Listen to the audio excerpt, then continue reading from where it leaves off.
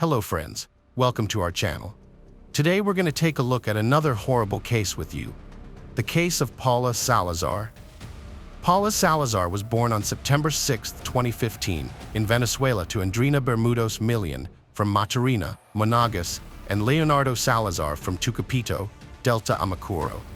In 2016, Paula's parents decided to move to Ecuador with their one-year-old daughter, seeking a better life. They settled in Quito, the capital city, but their relationship began to deteriorate due to various reasons. After a month, Andrina broke up with Leonardo and moved to Cuenca, Ecuador's third-largest city, with Paula. They stayed with her best friend's mother while looking for a new place to live and work. Meanwhile, Leonardo returned to his hometown of Tucupito, Venezuela, following the breakup. Later, he immigrated again, this time to Trinidad and Tobago. Leonardo had been living with a disability for a long time, the result of a motorcycle accident in his youth that left his left arm completely paralyzed. This made it difficult for him to find a good job, even in Ecuador's capital city. After Andrina moved to Cuenca, she rarely contacted Leonardo, except to tell him that she had found a job on a farm in Tapacundo. A few months later, she started a new romantic relationship with Washington Andreas Aymaro, the wealthy owner of the farm where she worked. Andrina and Andreas had a child together in 2019. With their new baby, the family seemed happier and more united than ever. However, their lives took a dramatic turn on March 27, 2020. On that day, Andreas took Paula to the flower plantations by car, but during the trip, Paula suddenly became very sick, feeling dizzy and vomiting. Andreas was forced to stop at a public restroom to tend to her. Andreas and the 4-year-old girl Paula entered a room where Paula vomited again. Andreas left her alone for a few minutes to get a change of clothes from the car, as her clothes were dirty. When he returned, he found Paula lying with her head in the toilet bowl. He pulled her out, tried to give her first aid, and rushed her to the hospital. Despite his efforts, Paula showed no signs of life when doctors examined her. The doctors pronounced Paula dead and immediately noticed inconsistencies in Andreas' story. They saw that Paula had bruises on her body and face that couldn't have occurred as Andreas described. Following medical protocol, the doctors contacted the police, who arrived shortly and arrested Andreas as a suspect in Paula's murder. Andreas claimed Paula had drowned in the toilet bowl, but the autopsy revealed a darker truth. The tests showed that Paula had been dead for about 24 hours before arriving at the hospital, contradicting Andreas's version of events. Paula's foster father alleged that he provided her with first aid and CPR, and that these efforts took place just 20 minutes before he brought her to the hospital. However, the autopsy revealed that Paula had suffered multiple broken ribs, various microtraumas, a cracked spine, and sepsis, which ultimately led to her death. The autopsy findings were alarming, as Paula's small body showed evidence of numerous injuries, both recent and old. The evidence suggested that her death was not accidental. Paula's biological father, Leonardo Salazar, discovered the tragic news 33 days after her death, when his mother in Venezuela called to inform him of the loss, having learned of it herself from a friend of Andrina's. After Leonardo left Ecuador, Andrina began a new relationship and cut off all communication with him. This is why he didn't hear about his daughter Paula's tragedy for 3 days. The only way he found out about her was through pictures sent by Andrina and their mutual friends. Andrina even blocked him on social media, preventing him from contacting Paula, and cut off ties with most of Leonardo's relatives. Andrina turned their mutual friends against Leonardo by telling them that he didn't want to communicate with Paula. However, it was Andrina's family who eventually informed Leonardo of Paula's death, claiming that she died from COVID-19 complications. But Leonardo was skeptical, as there were very few coronavirus deaths in Ecuador at the time. He started researching the statistics and noticed that there were no child victims of the coronavirus in Ecuador. Leonardo's relatives helped him investigate, and they soon found a newspaper article about Andrina's arrest on suspicion of killing Paula. When Leonardo confronted Andrina about this, she coldly told him that Paula died from diseases and couldn't provide more information due to her lawyer's advice. Leonardo then created a Facebook page and an Instagram profile dedicated to Paula, seeking justice for her death. The posts caused a huge backlash on social media, and people in Andrina's circle began contacting Leonardo, sharing information about Paula's sad life. They sent him recordings, photos, and audio recordings that revealed the abuse Paula suffered at the hands of her stepfather and Andrina. According to witnesses, Paula was constantly depressed, shy, and frightened in the presence of her stepfather. She even confessed to being beaten by Andrina and her stepfather as punishment. Paula called her stepfather a monster and was terrified of him. She suffered from insomnia and nightmares, and her mother forced her to cook and take care of herself from a very young age. Andrina's mistreatment of Paula eventually led to her death, and Leonardo was determined to bring her to justice. At the preschool Paula attended, she constantly complained of leg and back pain, and often said she couldn't walk. The teachers also noticed bruises on her body. They took her to the health center for an examination, and the doctors concluded that Paula was being mistreated by her family. The teachers then reported the abuse to a special police organization, which launched an investigation. As a result, Paula was temporarily placed in the care of her uncle, Andrina's brother, on October 16, 2019, while the investigation continued. A hearing was scheduled for December 4, 2019, but the teachers who were supposed to testify failed to show up. The hearing was rescheduled for February 27, 2020, but again, the teachers didn't appear. Without their testimony, the court had to drop the charges against Paula's parents, and she was returned to her mother on March 27. Tragically, Paula died soon after. It is suspected that Andrina may have bribed the teachers or convinced them that Paula's parents were not responsible for her abuse. After Paula's death, Andrina was placed in protective custody, but she appealed this decision. At a hearing on June 12, 2020, the judge set a restraining order and released Andrina to house arrest. Meanwhile, Paula's father, Leonardo, was campaigning on social media and raising funds to travel from Trinidad and Tobago to Ecuador to file a complaint against Andrina. With the help of two Ecuadorian lawyers, Oswaldo and Alejandro, Leonardo was able to travel to Ecuador and file a complaint against Andrina. Leonardo's journey was extremely difficult due to closed borders and restricted travel. He had to take a raft, cross treacherous terrain, and use private transfers to reach Ecuador. On June 30th, he arrived in Quito and met with a lawyer to file his complaint.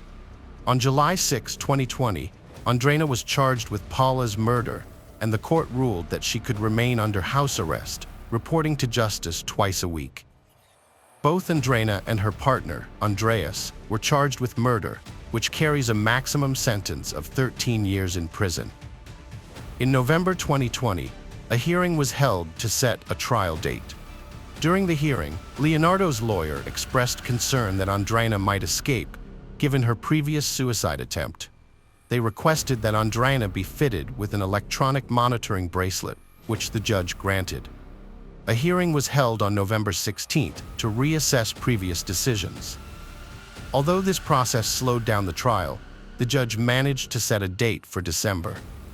Despite limited media coverage, information about the trial of Andreas and Andrina spread through social media. The trial began on January 14, 2021, but a decision on Andrina's alternative imprisonment options had not been made, and Andreas was still being held at the regional detention center. The trial was held in private, without media representatives present. Some participants joined via video link. The doctor who performed the autopsy on Paula revealed disturbing details. Paula had undergone extensive spinal reconstruction, had broken ribs that had healed on their own, and had signs of previous injuries. The autopsy also showed that Paula had nail stigmata, a condition where nails grow into the skin, as well as facial and bodily bruises and scratches, fluid buildup in her lungs, head scars, and intestinal lacerations. The assessment found that Paula's later injuries led to an infection, which gradually worsened into sepsis and ultimately caused her death. The autopsy report revealed that Paula had been dead for around 24 hours by the time Andreas took her to the hospital. The extent of her internal and external injuries shockingly demonstrated the extreme cruelty she suffered and the gross neglect by her guardians, who had never sought medical attention for her. Additionally, Paula was severely malnourished, underweight, and small for her age, with deficiencies in essential minerals and nutrients. In an attempt to downplay her role in Paula's abuse, her mother, Andrina, claimed that Paula had psychological problems, implying that the child's injuries were self-inflicted as a way to seek attention. The girl's mother testified that after her brother's birth, Paula felt neglected, stopped sleeping at night, and tried to control everyone by crying. Contrary to the decision of the authorities, Paula continued to live with her parents in October 2019, only spending a few nights at her uncle's house. This failed arrangement was linked to the abuse Paula suffered, which began in 2017, shortly after Leonardo left Ecuador. The mistreatment likely started when Andrina began a relationship with Andreas. More than 40 witnesses testified in court, confirming that Paula was a victim of abuse for at least 3 years of her short life. At the final court hearing, Andrina took full responsibility for abusing Paula, claiming she alone was responsible for the child's injuries. She admitted to physically punishing Paula with a belt and her fists. By doing so, Andrina attempted to exonerate her partner, stating he was innocent and had no involvement in the abuse. Andrina also revealed that she punished Paula because the child's presence was causing problems in her new relationship.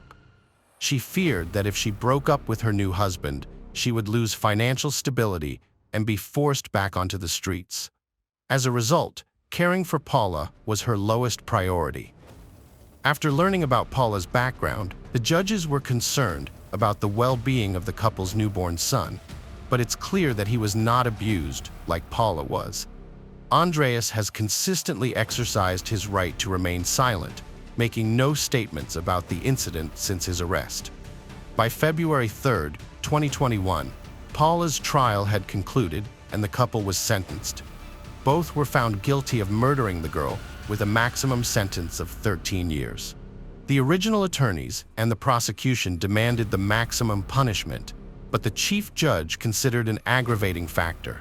Paula's age, just 4 years old, made her vulnerable and unable to defend herself. As a result, the judge sentenced Andrina and Andreas to 17 years and 4 months in prison. Under Ecuadorian law, the convicted couple had 3 days to appeal the verdict, which they were expected to do immediately. Although Andrina received a 17-year sentence, she remained on house arrest and didn't go to jail, as she exercised her right to appeal. Now a higher court must confirm her sentence for incarceration. She is still cooperating with the authorities, following the original guidelines. However, Andreas was arrested when he arrived at the hospital with a deceased girl. The fact that Andrina remains at large is causing widespread outrage and anger, particularly for Leonardo, who is concerned that she might use this opportunity to evade justice. Hello friends, welcome to our channel.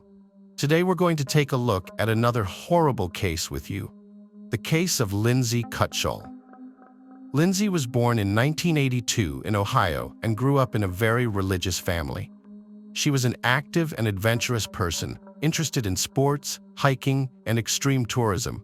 She attended Appalachian Bible College in West Virginia and dreamed of founding her own summer camp for children and teenagers. Jason, on the other hand, was born in 1978 in Michigan and also grew up in a deeply religious family. He was interested in hiking tours, mastering survival in the wild, and had leadership qualities. The couple met in 2002 during a hiking trip in Appalachia and immediately felt a mutual connection.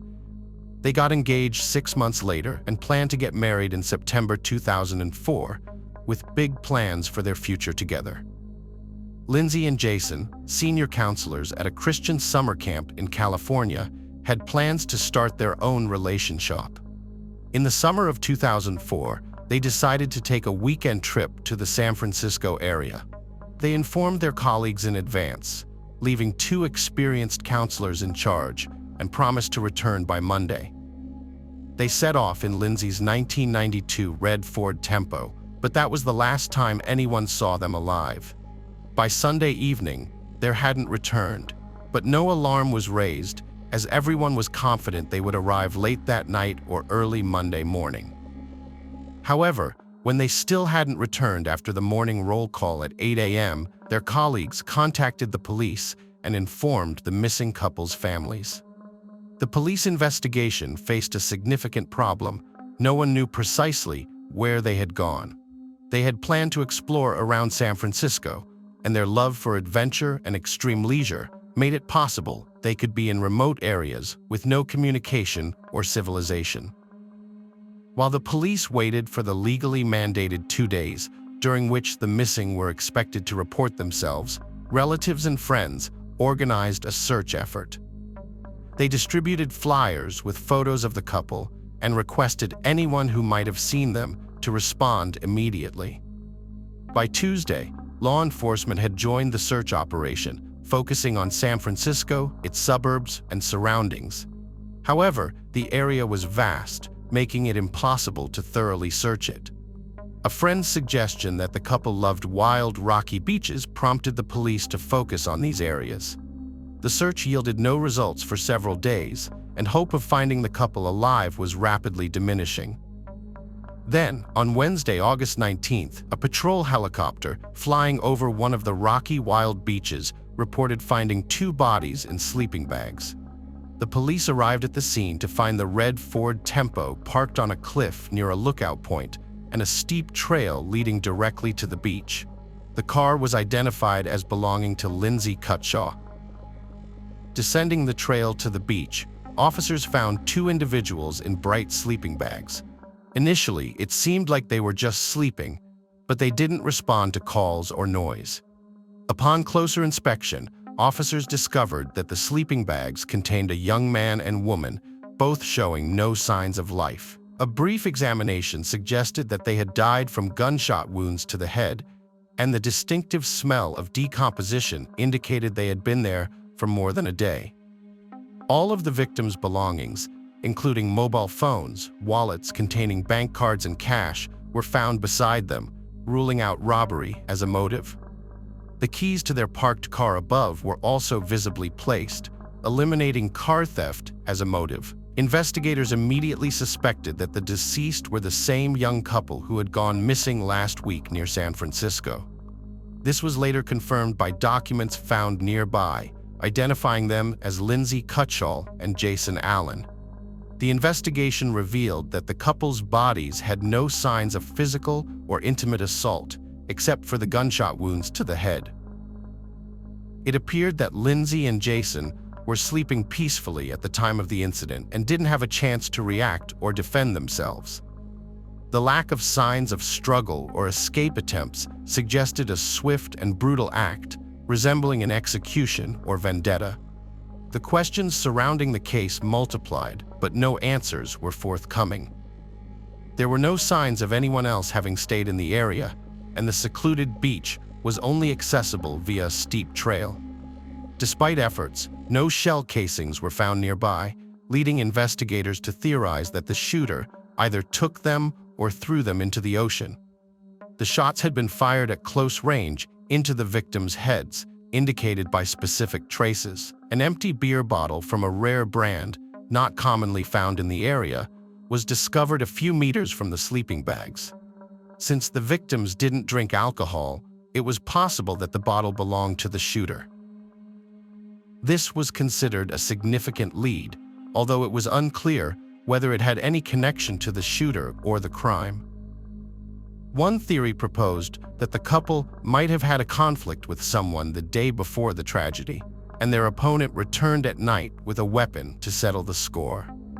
Although Jason and Lindsay were very friendly with everyone, it was possible that they might have inadvertently displeased someone. The investigation considered the possibility that the shooter was intoxicated or mentally unstable. A crucial clue was found in the rare Marlin brand rifle, .45 caliber Model 18, produced in 1994, which was identified from the bullets extracted from the victims' skulls. Based on this, investigators speculated that the shooter was likely a male acting alone, possibly a hunter or firearm enthusiast. To piece together their final hours, investigators analyzed the photos they took and the guest book entries they wrote in the tourist cabin near the lookout point. They had stopped at a fishing pier about 20 miles away, which was confirmed by witness accounts and photographs. They had searched for a place to stay overnight, but found no vacancies in nearby hotels due to the peak tourist season. They then dined at a local restaurant, took a walk, and set off again in the evening. Witnesses reported that they were friendly and showed no signs of conflict. However, they had decided to camp on the prohibited beach, using their sleeping bags instead of a tent, believing they faced no threats on a warm August night. The investigation narrowed down the time frame of the crime to between 11 p.m. on Saturday and dawn on Sunday, when the couple likely went to sleep but did not survive until morning. Initially, suspicion fell on a local drifter who was seen nearby on the evening before the crime, but he was quickly cleared due to lack of evidence and DNA mismatch. The investigation into the double homicide stalled for nearly 2 years until the spring of 2006, when the police decided to release details of the weapon used in the crime and offered a $50,000 reward for any useful information. This led to around 1,000 calls, although most did not advance the investigation. However, the police became interested in 26-year-old Sean Gallen, who was pointed out by several locals. According to them, Gallen collected firearms and bladed weapons, behaved aggressively, and was frequently involved in conflicts, threatened acts of violence, and occasionally damaged other people's property. Gallen was arrested and questioned, but he had previously been on the police's radar for brawling, hooliganism, and driving under the influence of alcohol and drugs. He indeed had an impressive collection of weapons, but the specific rifle in question was not among them. Verifying his alibi from 2 years prior proved impossible, and his DNA did not match the sample found on the beer bottle at the crime scene, so Gallen had to be released. Simultaneously, another suspicious and aggressive drifter, 61-year-old Joseph Henry Burgess, came under scrutiny. He was often seen with a firearm, frightening local residents. It was discovered that in the late 1970s, Burgess lived in Canada, where he joined the Commune of the Children of God, positioning himself as a deeply religious person. However, he soon had a conflict with 2 young people that escalated into outright enmity, and a few weeks later, these individuals were found lifeless, each with several close-range gunshot wounds to the head. Notably, their bodies were also discovered on a beach in sleeping bags, seemingly taken while they slept.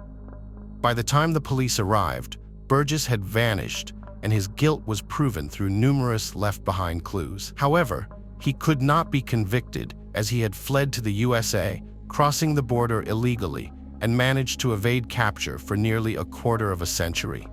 Fast forward to 2017 in Forestville, California, a tragedy unfolded one night on March 14th. Gunshots rang out in the Gallen family home, prompting alarmed neighbors to immediately call the police. The victim was 35-year-old Seamus Gallen, and the perpetrator was his older brother, Sean. An argument had erupted between the siblings, during which Sean, under the influence of prohibited substances, grabbed a firearm and discharged 3 bullets into his younger brother. The police recognized the shooter's name, as Sean had previously been detained as a suspect in a double homicide on a beach, but was released due to a lack of evidence. Since then, he had been on the police's radar twice for property damage and making threats, but had only received fines. It was also discovered that the detainee was an avid hunter and had a hobby of crafting knives and other bladed weapons. Those around him described him as antisocial, aggressive, and unpredictable. After taking his brother's life, Sean attempted to flee but was almost immediately apprehended. law enforcement reopened the case and took a closer look at a man who was a potential suspect 13 years earlier. On his social media, he had posted pictures of his large collection of weapons and claimed to have telepathic and extrasensory abilities. He believed he was on a special mission, receiving assignments from space, which suggested that he had a disturbed mind. The police suspected that he had serious mental health issues. He refused to cooperate with the investigation, spoke nonsensically, and maintained his innocence. However, when detectives checked the personal messages on his deceased brother's social media page, they found something interesting. Back in 2006, when a $50,000 reward was offered for information on the double homicide case, Sean's former girlfriend had sent a message to his brother, suggesting that she could claim the reward by turning in her ex-boyfriend. They both knew the truth, but kept silent. Unfortunately, it was no longer possible to question either of them, since the brother had been shot and the woman had died in a car accident 2 years earlier. When shown the printouts of the messages between his former girlfriend and his brother, Sean surprisingly confessed and began to give a detailed account of the crime. Despite it being over 13 years since the double homicide, Sean remembered the details of that night vividly. He claimed that he had left his house with a Marlin rifle, intending to hunt in a wooded area. He wandered aimlessly for a couple of hours before descending to a wild beach, which he claimed was a spot to encounter bears. As he walked along the shore, he spotted 2 bright sleeping bags and discovered a young man and woman sound asleep inside. He stood watching them for several minutes before suddenly hearing voices in his head commanding him to end their lives. Sean claimed this was the mission from space he could not ignore. He placed the barrel of his rifle almost against the young man's head and pulled the trigger. The sound woke the young woman, but before she could comprehend the situation, a second shot ended her life as well. Sean Gallen committed a brutal double homicide on a beach. After shooting the couple, he collected the shell casings and took them away in an empty beer can. He then gave the rifle to his father, asking him to hide it. The father buried the rifle in the cellar of his old barn without asking any questions.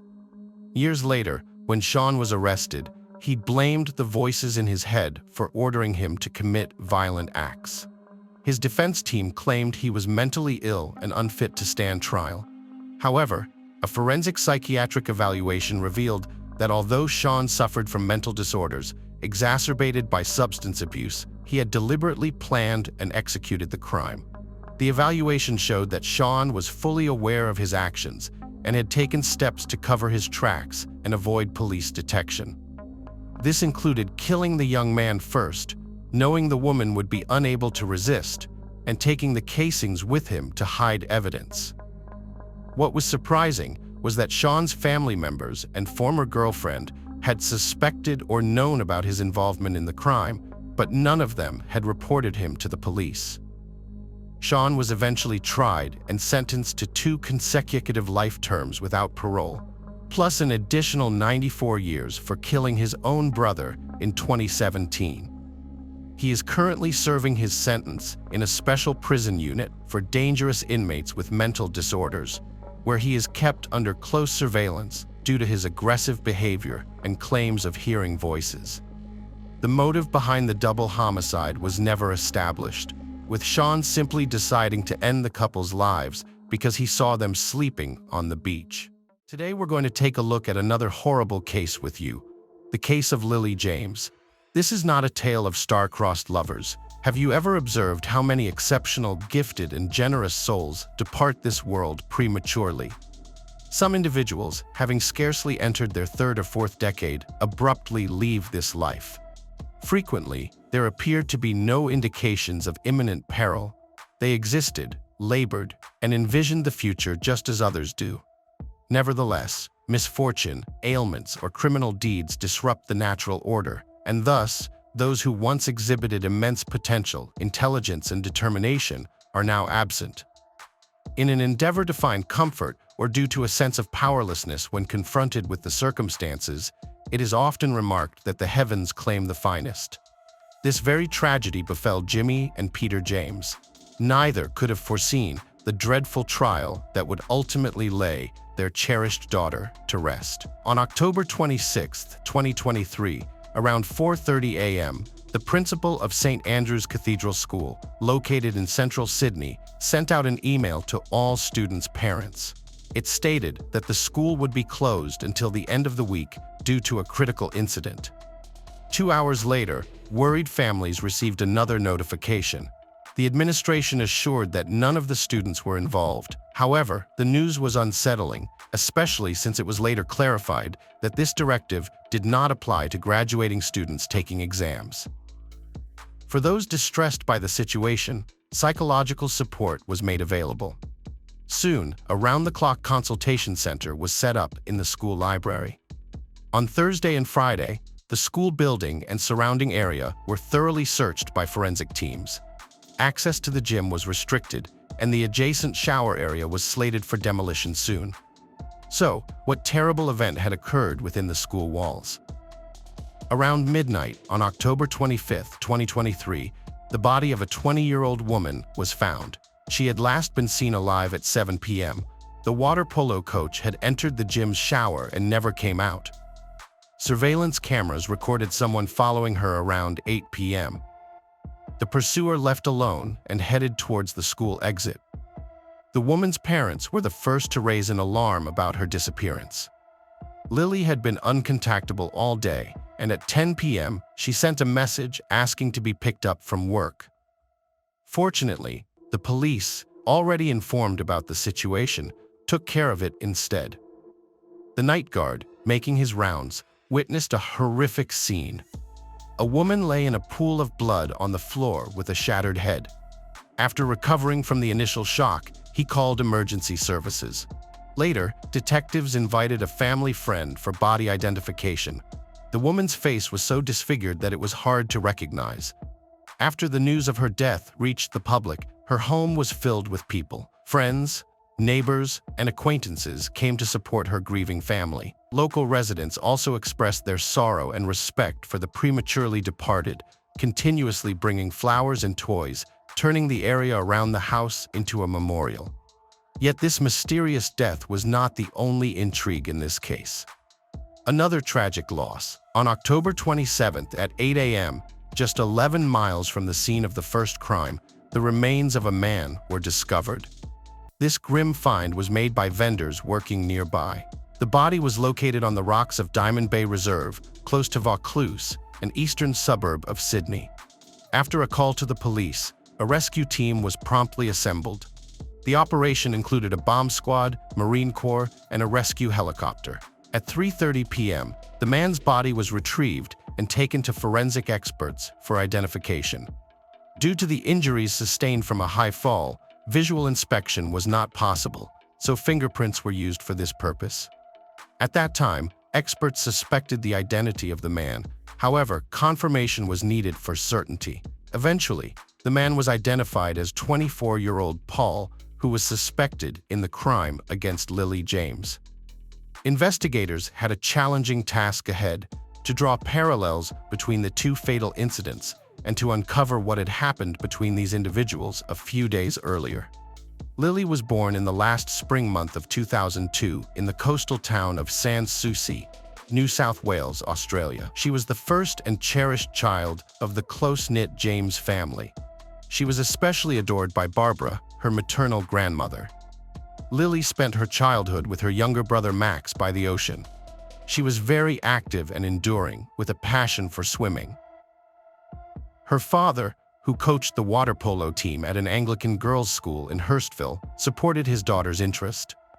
Friends recalled that she was sociable and friendly, excelled in her studies, and helped those who were struggling. These qualities endeared her to many, ensuring she was never alone in her upper school years. Thanks to her achievements in academics, sports, and community life, she was recognized as one of the best students. Whatever she took on, she succeeded in. Her incredible talent to excel in all areas of activity was undeniable. She also had an interest in the dramatic arts, which led her to participate in the theater and dance club. Over time, the talented young woman was noticed and invited to participate in the famous Woodford Folk Festival, one of Australia's largest annual events, attended by around 125,000 people, including local, national, and international guests. The event usually takes place from December 27th to January 1st, marking the New Year's celebration with a broad selection of genres and styles, like circus, cabaret, comedy, street performances, workshops, debates, and more. Lily chose to perform a unique rendition of a monologue from William Shakespeare's Macbeth. During the performance, her skills, natural charisma, and allure were fully displayed, receiving unprecedented applause and approval from the jury. She secured second place in the theater category. This was a true success and a great boost, as our heroine not only gained recognition, but also a significant monetary prize. In 2018, the young Miss James added another achievement to her collection. She passed her beginner's driving test. Her athletic successes deserve special mention too. Following in her father's footsteps, she began to pursue water polo professionally. The athlete earned the title of swimming champion in the under-17 category. Understandably, her parents were thrilled with their daughter's successes and celebrated each accomplishment grandly. By her senior year, Lily had definitively decided on her future life, focusing on a sports career. Thus, in 2020, she enrolled at Sydney Technological University to pursue a bachelor's degree in sports business management. At the beginning of 2021, a new chapter began in our heroine's life. To spice up her college routine and gain teaching experience, she took a job as a water polo coach at St. Andrew's Cathedral School. Thanks to her youth, vibrant personality, and love for sports, she quickly connected not only with her colleagues in administration, but also with the group she was entrusted with. The students were drawn to her, striving to match her standards. In turn, she tried to find a unique approach to each student and highlight something special. It was during this time that Lily met the new cricket and hockey coach, Paul. With his professional skills and striking appearance, he quickly caught the attention of those around him. The ambitious young man, in addition to his main job, also taught part-time at another educational institution and was a member of the University of New South Wales hockey team. Paul was undoubtedly popular, especially among female audiences. However, opinions about him were mixed. Some described him as proud and headstrong, while others noted his positive traits. Initially, the interaction between Lily and Paul was friendly and limited to mutual greetings. However, it later developed into something more. Lily's friends shared that one day, the young man asked her out on a date. Given Paul's dazzling smile, it was hard for her to resist, and she agreed. The date made a strong impression on both, and they decided to meet again, unaware of whom she was becoming involved with. Lily, due to her own kindness and openness, fell in love. It seemed that Paul reciprocated her feelings. He showered her with compliments, gave her flowers, and organized evenings together. At that moment, the young couple agreed that no one at the school, especially the students, should know about their warm relationship. This was a requirement of the school's policy and Lily's personal beliefs. She never wanted her personal life to be public. Therefore, at work, the couple was cautious. However, over time, rumors began to spread. Initially, timid whispers turned into a full-blown public discussion. When Lily found out who had disclosed their relationship, she was deeply disappointed. It turned out that Paul had broken their agreement. Moreover, the way he portrayed his companion led to condemnation towards the young employee. She felt betrayed and humiliated, so she confronted her boyfriend about everything she thought of him and ended the relationship. Later, it was learned that Paul tried to reconcile and repeatedly asked for forgiveness, but Lily was resolute. The only consolation for her was that their relationship was short-lived. During that time, she had seen his true character. Fortune's favorite, Paul, was born in 1999 in the Netherlands. The Thessens moved to Australia in 2015 when the family head was transferred to a new position. It must be said that his parents were affluent and well-known within certain circles. As an only child, Paul received ample attention and care from his family, which certainly shaped his character. He grew up spoiled and self-centered. The youngster knew his worth, excelled academically, and was active in sports. His impressive physical fitness was immediately noticeable. After relocating, Paul enrolled at St. Andrew's Cathedral School, where he joined the cricket team. He achieved great success, earning recognition and respect from his peers. Over time, he was appointed team captain. He also actively participated in extracurricular activities and festivals, helping with their organization. That's when opinions about him began to diverge.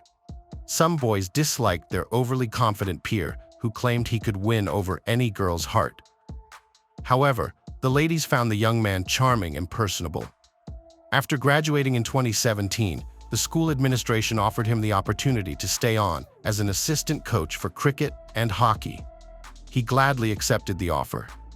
By early 2018, he had taken over managing these sections. It must be said that he felt confident in his workplace and successfully assumed a leadership position.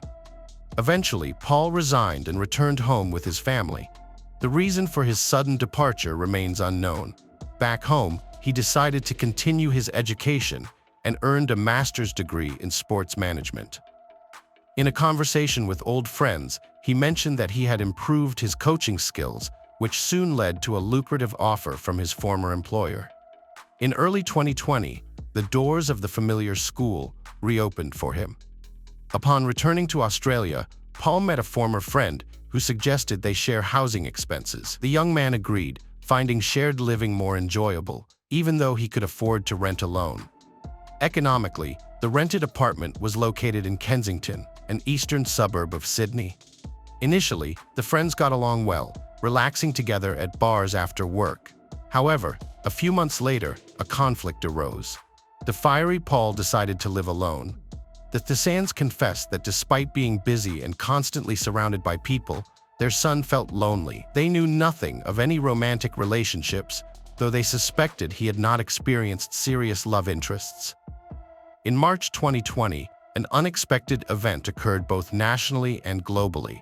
Australia declared an emergency and imposed strict quarantine measures for 18 months. Paul was left to his own devices, unable to leave the country to see his family due to infection risks.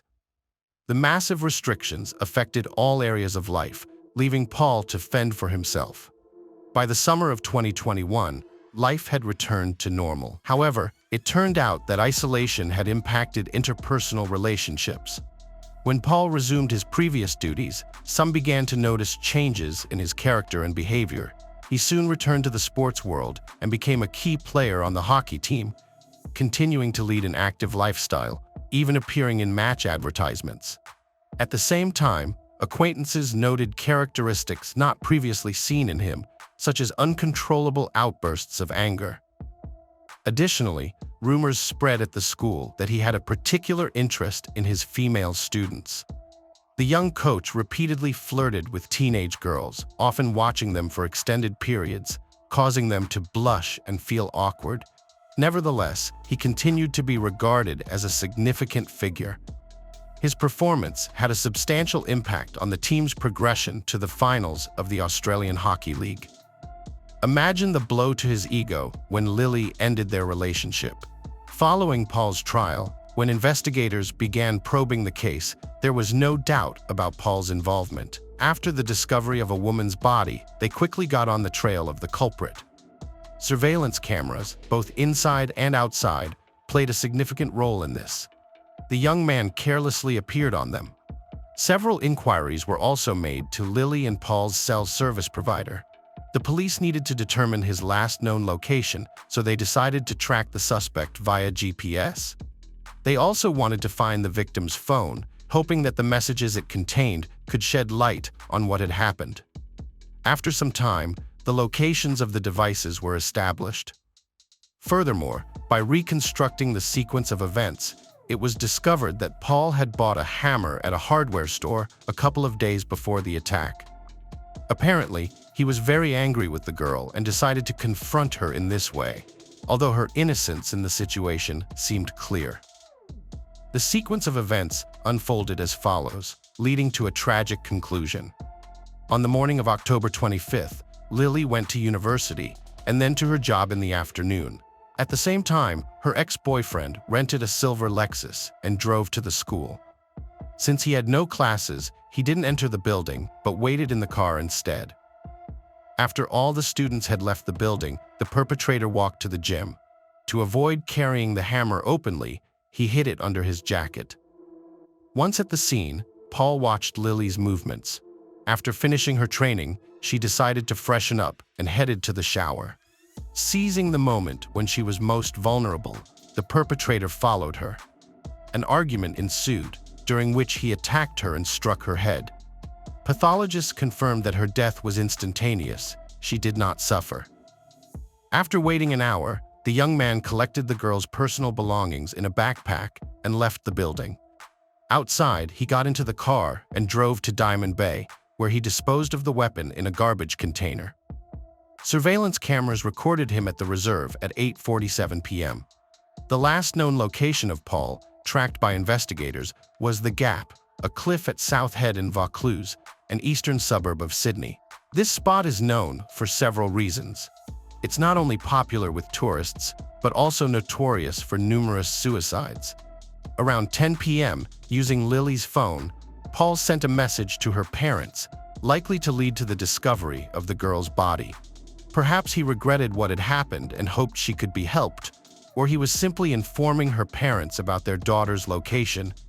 They were clearly worried, as indicated by dozens of calls made to the phone. An hour later, the young man made a brief emergency call but changed his mind and hung up. After that, he made a decision he had been contemplating for a long time. He stepped into the abyss and ended his life. Upon arriving at the cliff, police did not find the young man, but they did discover the personal belongings of the former lovers. A rented car was found parked nearby.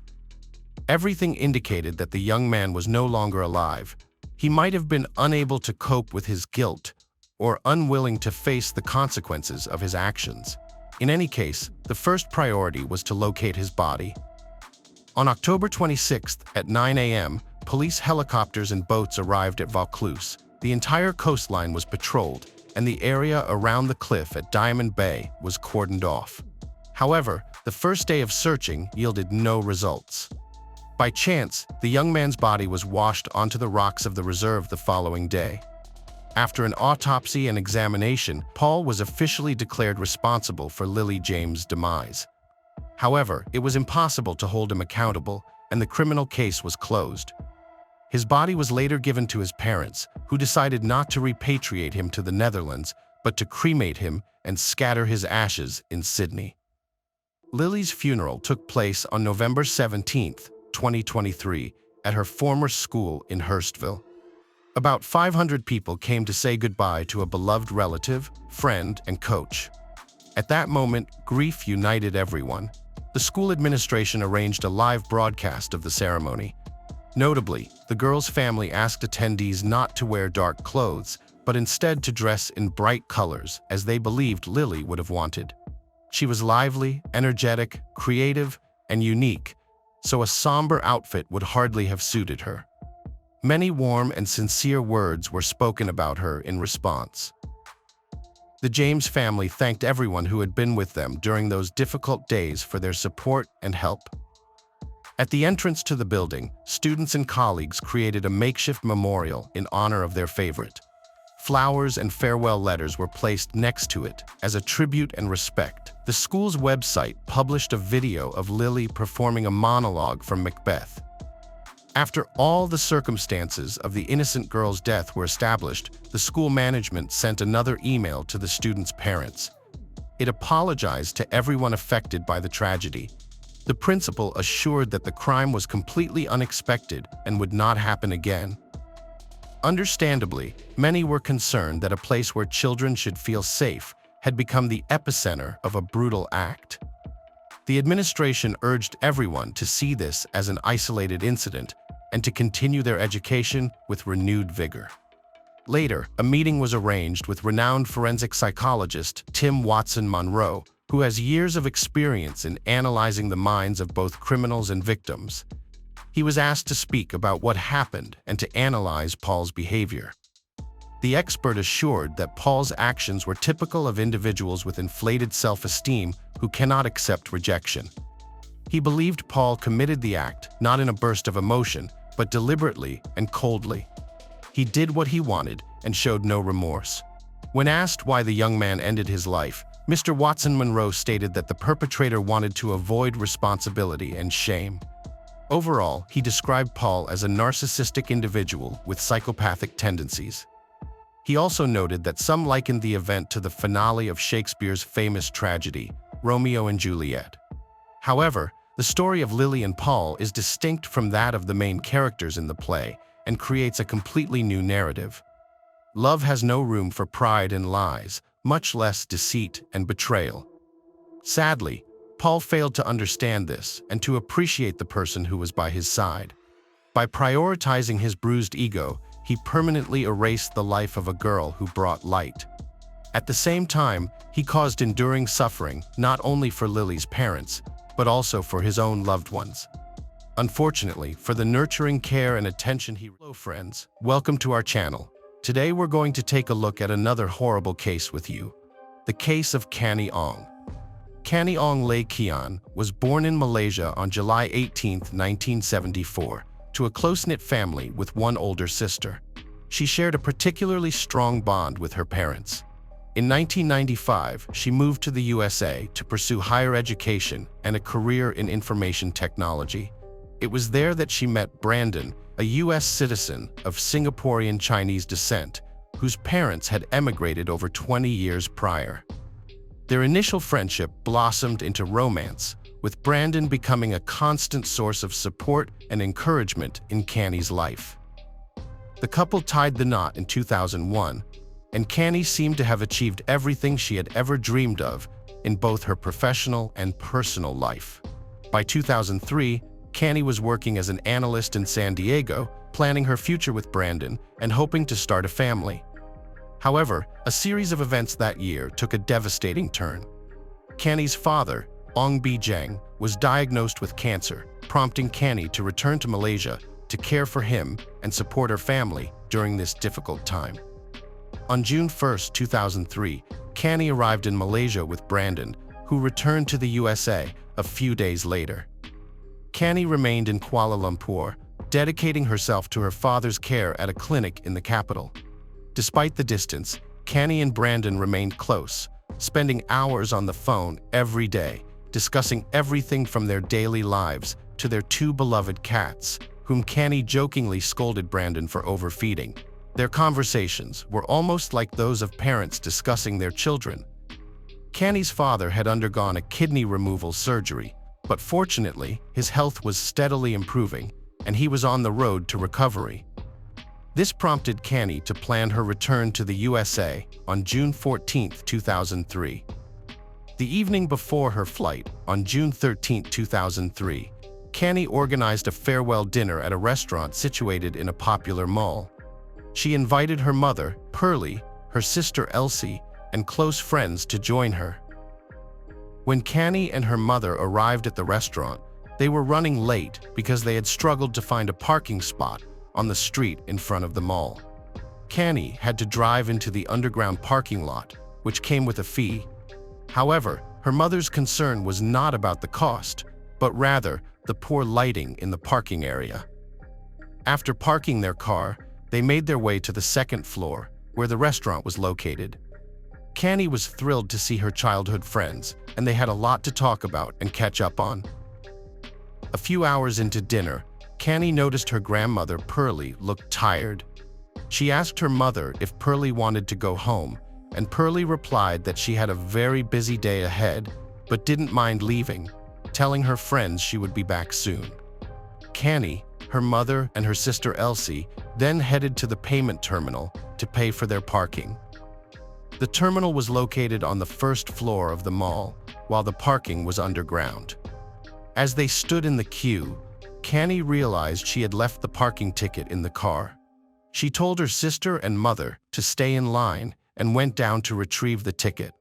By the time she returned, the queue had disappeared, but her sister and mother were already gone. After 10 more minutes, Elsie started calling Canny, but the first call went unanswered, and the second one was redirected to voicemail.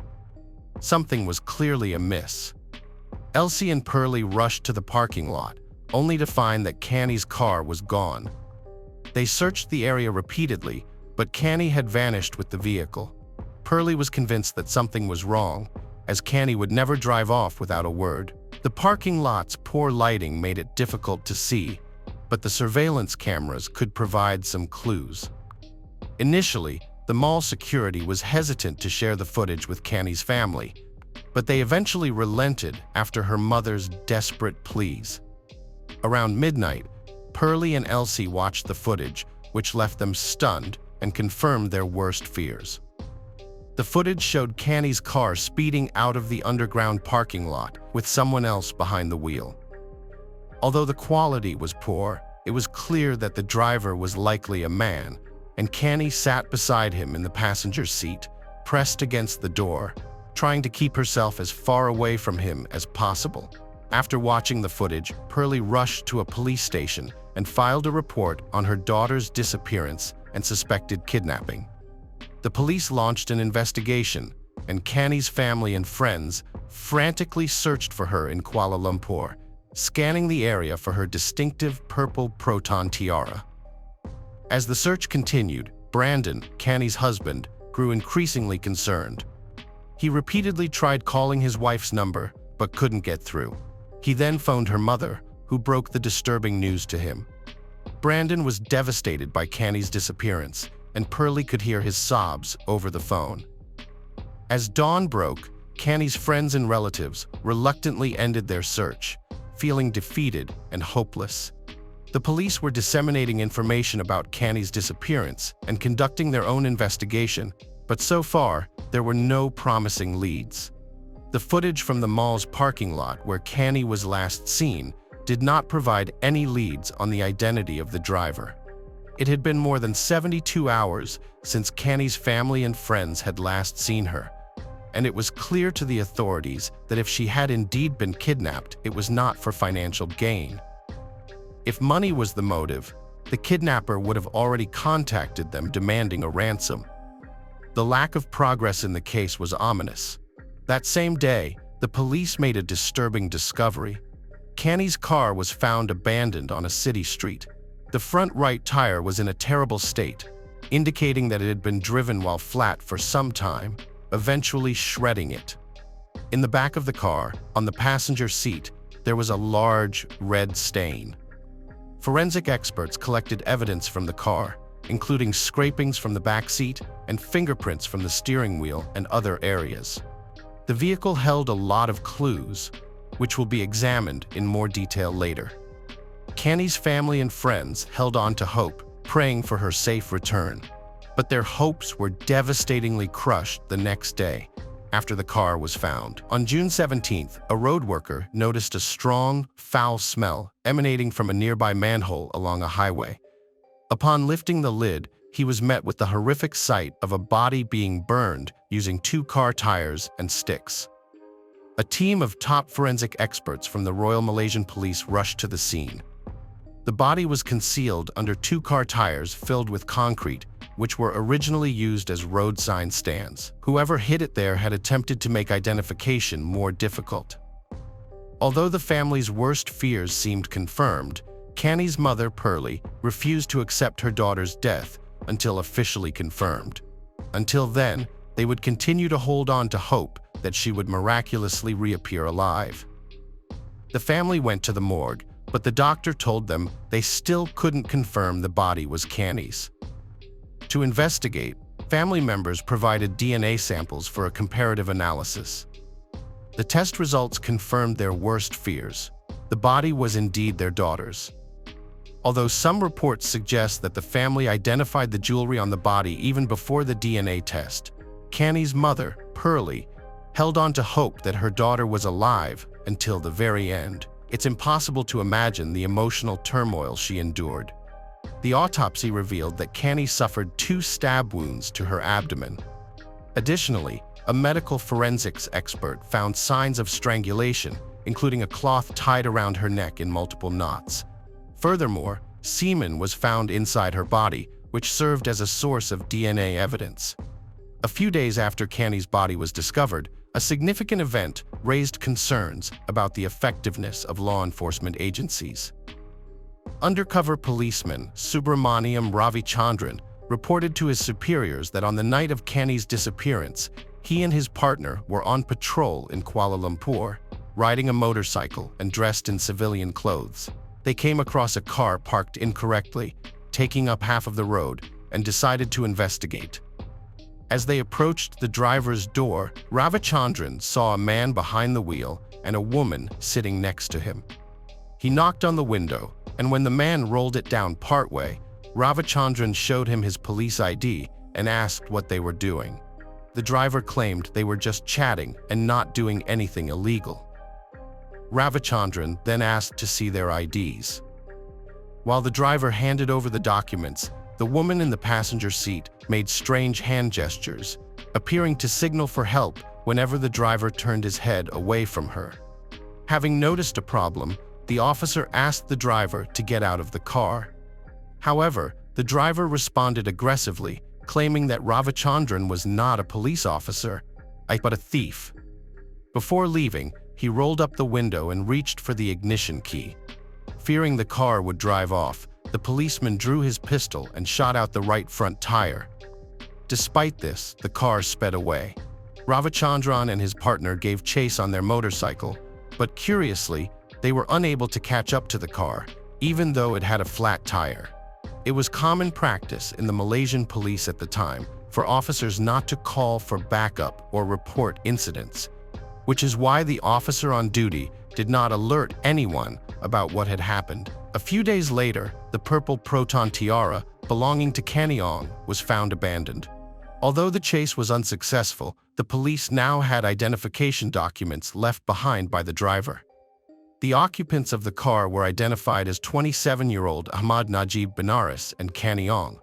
If the officer had acted differently, Canny Ong might still be alive.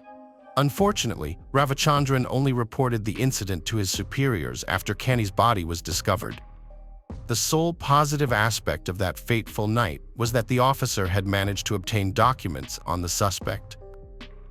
In addition to Canny's family, a large number of Malaysians attended her farewell ceremony. For Brandon, the loss of his beloved wife was an irreparable blow. Meanwhile, the police launched a manhunt for Ahmad Najib.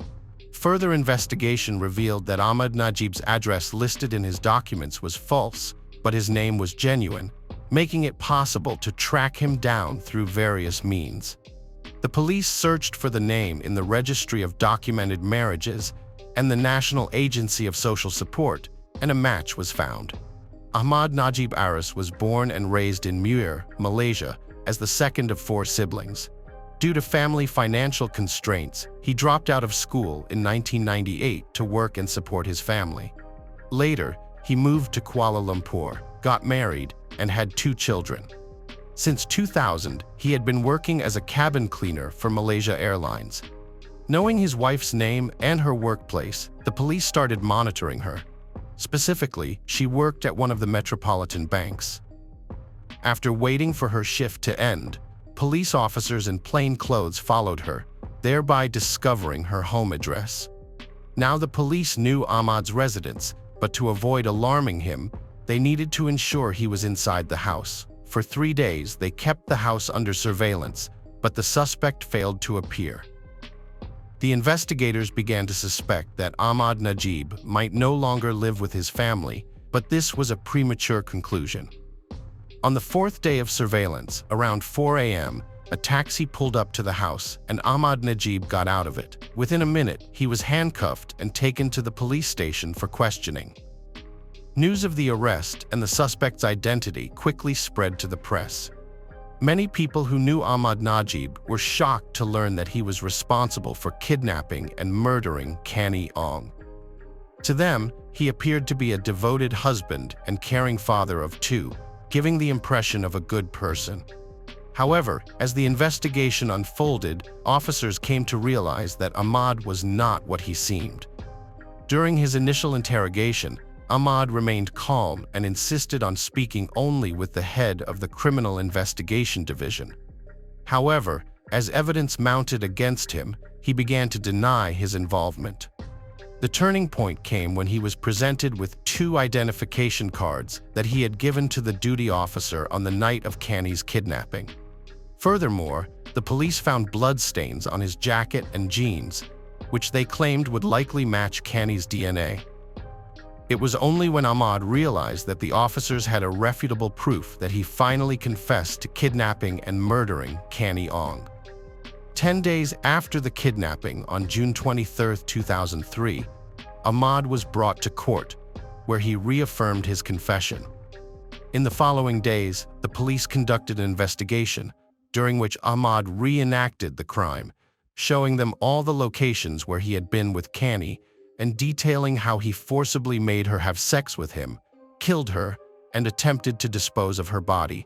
The police found corroborating evidence at the underground parking lot where the crime began. Security cameras had captured Ahmad Najib waiting for his former boss, whom he allegedly wanted to take revenge on, although this motive was never confirmed. Lying in wait, Ahmad saw Canny searching for something in her car and decided to take advantage of the situation. He pushed her into the car, threatening her that if she tried to escape or call for help, she would face consequences. Canny became dazed and complying with his orders, and Ahmad then got into the driver's seat and sped out of the parking lot. Having stopped in an industrial area, Ahmad started harassing Canny. But just then, a plainclothes police officer pulled up to the car. According to Ahmad, he managed to escape the pursuit, and although the officer had his documents, he didn't let Canny go. Later, Ahmad stopped his car on the street to replace a flat tire, which had been punctured by a bullet. As he stopped, he noticed a woman sitting in a parked car nearby. He approached her, asking to borrow a jack to change the tire, but then saw Canny signaling the woman with her hands, who handed him the jack. Ahmad gave up on changing the tire and drove off immediately. A bit later, Ahmad Najib Aris stopped at an isolated location where he threatened Canny with a knife and forced her to have intimate relations with him. Afterwards, he drove to another area where he once again forced Canny to comply with his demands. Both Ahmad and Canny were in the back seat, and Canny was pleading for mercy, but instead, he took her life. He then hid her body in a manhole near a highway, drove the car to another location, and abandoned it. It wasn't until 16 hours later that he returned to the scene, armed with a gasoline canister, in an attempt to destroy evidence of the crime. A DNA analysis confirmed that the semen found inside Canny's body matched Ahmad Najib Aris.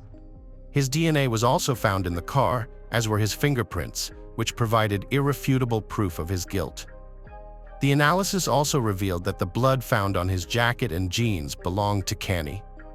The trial commenced on September 15, 2003, a mere 3 months after Canny's death.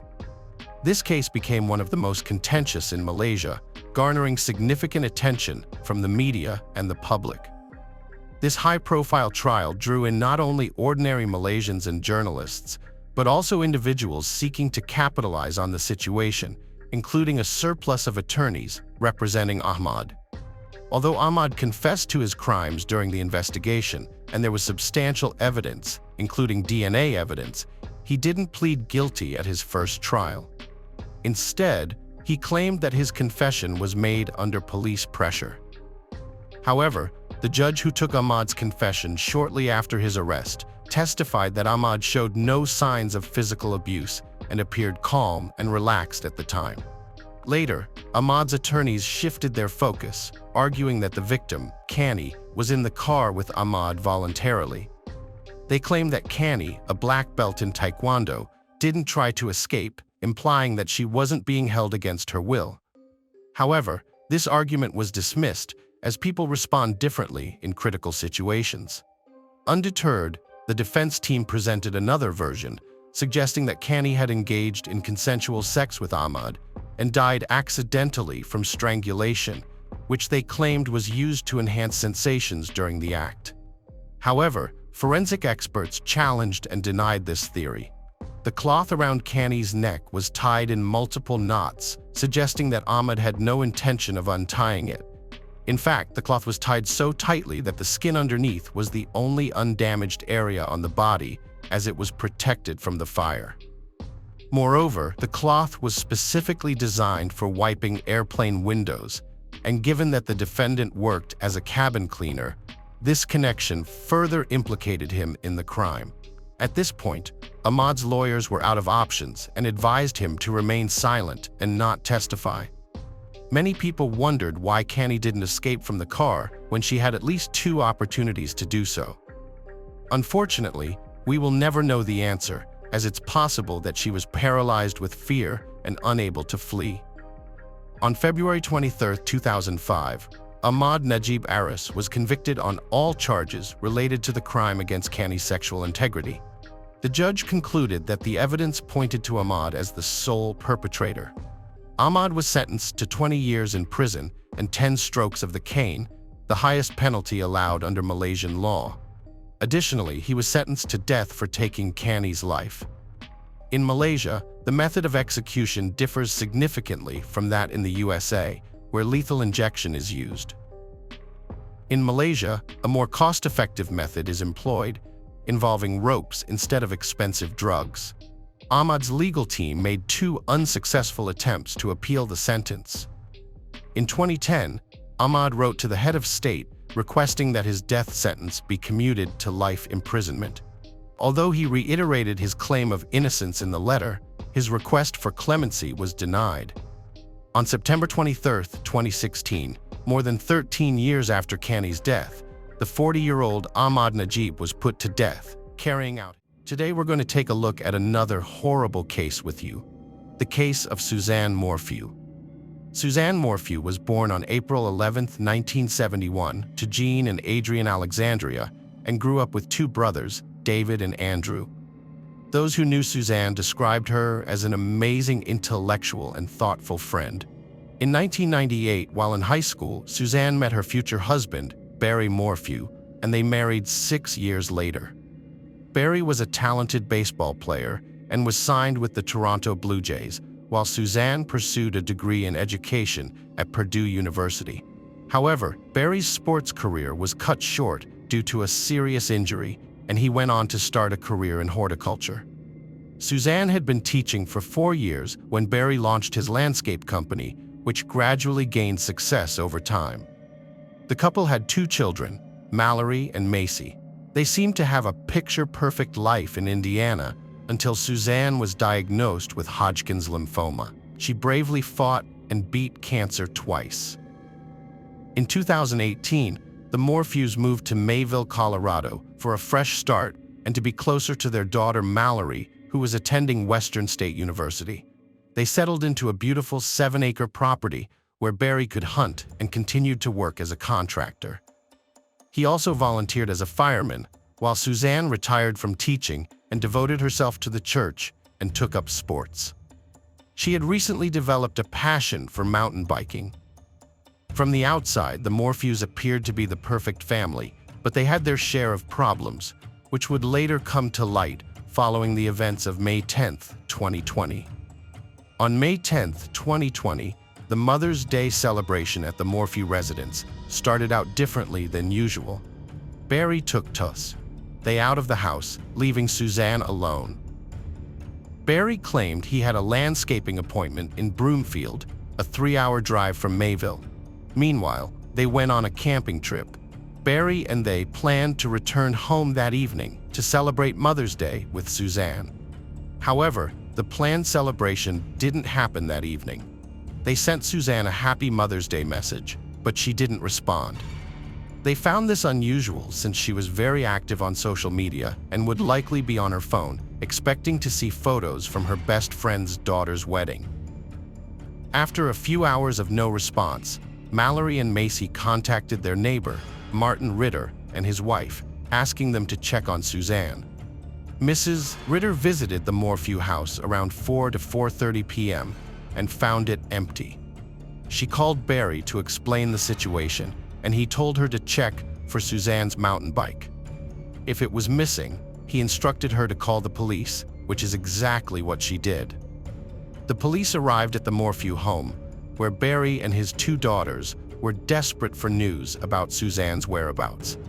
After a few hours of searching, they found their first solid lead: Suzanne's mountain bike, abandoned off a steep ravine near her home.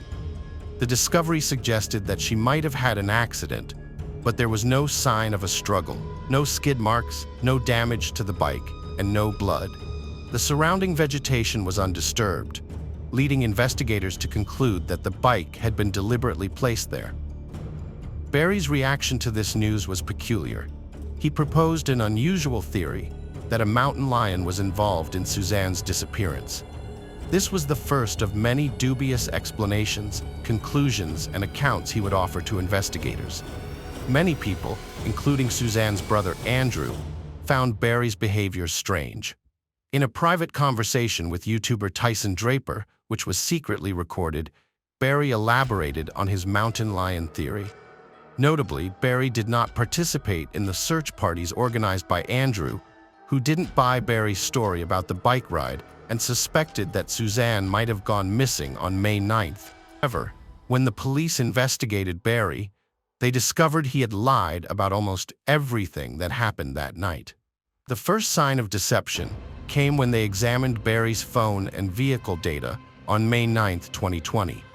While Barry and Suzanne did spend the afternoon and evening together, the details didn't match Barry's story.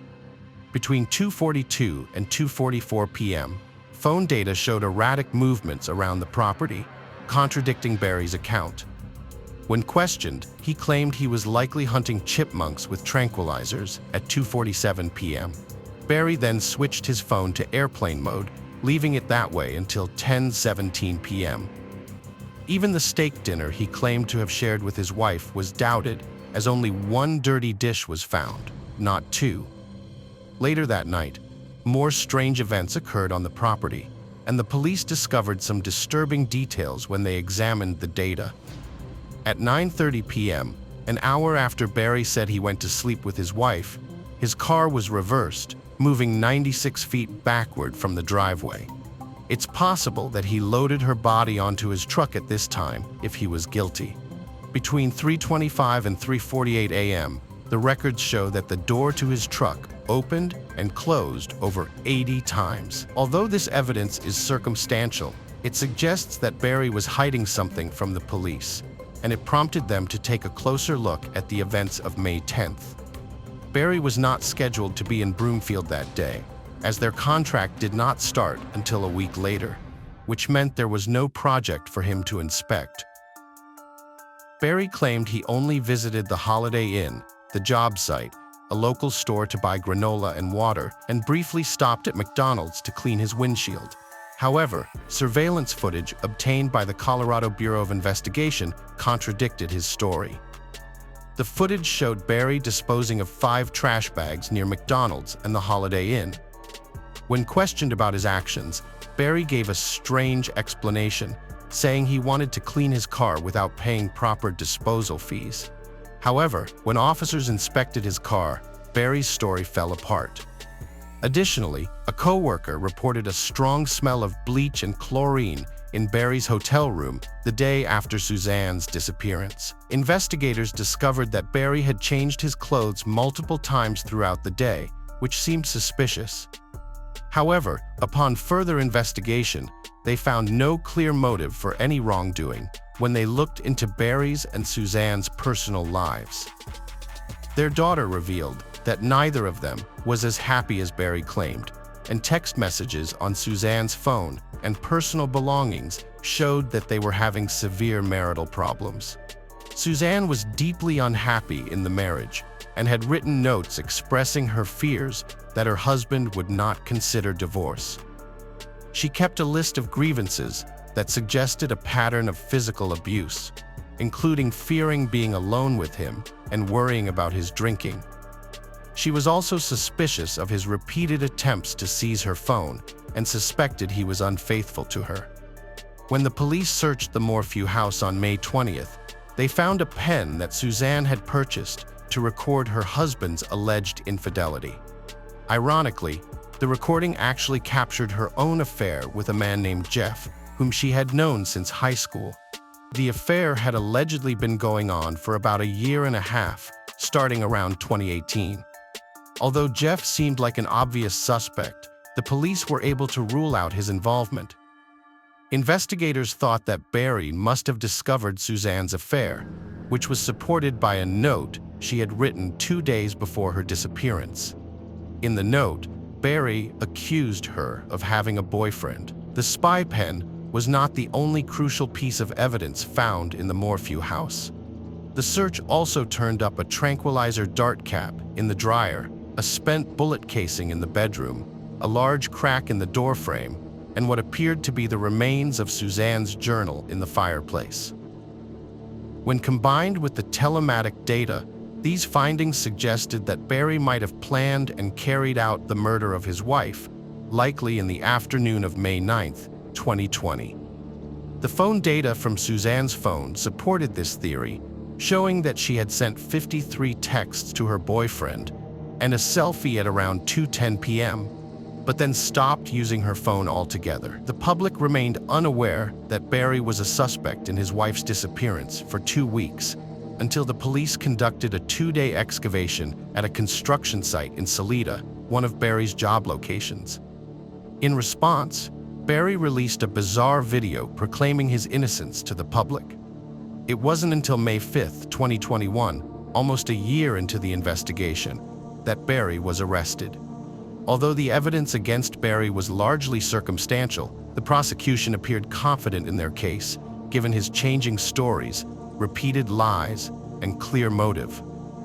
Barry faced charges of first-degree murder in connection with his wife's death, tampering with physical evidence, possession of a dangerous weapon, and attempting to influence a public servant. Furthermore, Barry was later charged with filing a fraudulent election ballot in his wife Suzanne's name. He claimed ignorance of the wrongdoing, stating that he thought the extra vote would be helpful to Trump. Barry pleaded guilty to this charge in August 2021 and paid a $600 fine.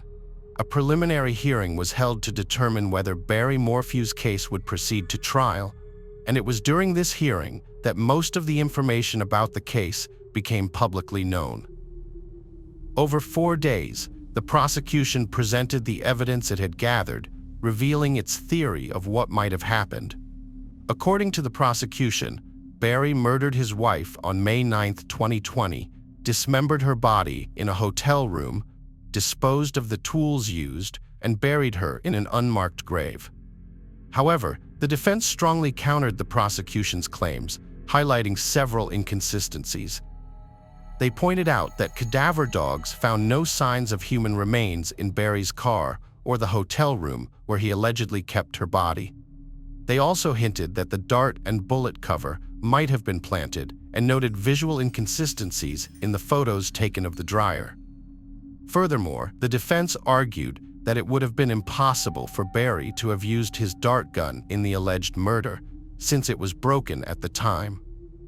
The defense team's key piece of exonerating evidence was the partial DNA found in Suzanne's Range Rover and on her bike helmet, which did not match Barry's DNA.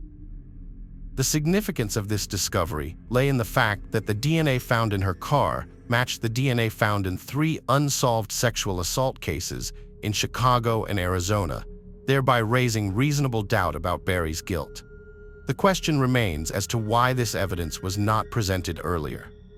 The reason was that the CBI investigator responsible for collecting the evidence had gone on military leave before he could pursue the lead further.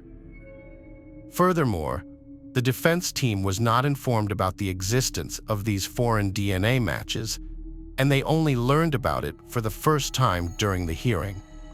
This means that the prosecution withheld crucial evidence that could have assisted the defense throughout the hearing. The defense claimed that the prosecution lacked sufficient evidence to convict Barry of killing his wife, given the presence of another suspect with a criminal record. They urged the judge to make a prompt ruling, but surprisingly, he delayed his decision, citing the significant time and resources invested in the case. It wasn't until September 7th that the judge ruled the case would proceed, and he set Barry's bail at $500,000. On September 20th, 2021, 9 days before the trial was scheduled to start, Barry was released from county jail, accompanied by his daughters. The prosecution requested that all charges against Barry be dropped without prejudice. This allows them to refile the case at a later time if new evidence emerges, as long as no reasonable doubt exists about Barry's involvement in the murder and any misconduct by the prosecution. Achieving a conviction would have been an uphill battle for the prosecution, given that they also missed several deadlines, resulting in sanctions that excluded 14 crucial witnesses from the trial. Following an investigation, Suzanne's remains were identified over 50 miles away from the projected search area, which was the mountains surrounding Barry's property, through her dental records and chemotherapy port. The discovery of her body has led people to question whether Barry can still be considered a suspect in the murder, despite the police being certain that his truck was not in Moffat on May 9th and 10th. Some people suggest that Barry might have had help disposing of the body, allowing him to make the trip to Moffat to bury the body and return without being traced. Getting a subpoena for his phone and car data for a longer period could potentially link him to where Suzanne's remains were found. However, based on the current evidence, Barry appears to be in the clear. The police and district attorney's office are continuing to investigate the case despite recent developments. The district attorney of the 12th Judicial District stated that they cannot comment on the case until more information becomes available, but they have offered their condolences to Suzanne's family. Barry's attorney, Iris E.Y. Yan, has spoken out publicly since the discovery of Suzanne's body, suggesting that it is possible she was a victim of a serial killer, given the location where her remains were found. Yan believes that Barry was wrongly accused by law enforcement and hopes that they will eventually acknowledge their mistake. Meanwhile, Barry has filed a $15 million lawsuit against the prosecutors, sheriff stations, and investigators, alleging that he was wrongly charged in connection with his wife's disappearance and death. Hello friends, welcome to our channel. Today we're going to take a look at another horrible case with you. The case of Crystal Rogers. Crystal Rogers, a dedicated 35-year-old mother from Bardstown, Kentucky, lived 45 miles southeast of Louisville. She shared custody of her 4 children with her ex-husband Keith, despite their separation. The two maintained an amicable relationship for the sake of their children. At the time, her youngest son, just 2 years old, was with her current boyfriend, Brooks Hall, because Crystal was a reliable and responsible parent. On July 5, 2015, Crystal's mother, Sherry Ballard, began to worry when her daughter failed to answer her phone. It was unusual for Crystal not to respond to her mother's calls, and Sherry's concern grew by the hour. As the hours passed, Sherry's worry intensified, especially since it had been 24 hours since they last spoke. Crystal's absence was out of character, and Sherry's maternal instincts screamed that something was wrong. Sherry couldn't shake the feeling that her daughter was in trouble. Sherry tried to contact Crystal multiple times throughout the day, but she got no response. She then decided to reach out to Crystal's friends and family, hoping someone might know her whereabouts. Unfortunately, no one had seen or spoken to her recently. Around the same time, Brooke, Crystal's younger sister, contacted Sherry to inform her that she too had been unable to reach Crystal. Brooke shared with Sherry that she had spoken with Brooks, Crystal's boyfriend. According to Brooks, the last time he saw Crystal was on Friday when she was playing games on her phone before he went to bed. When Brooks woke up the next morning, Crystal was gone.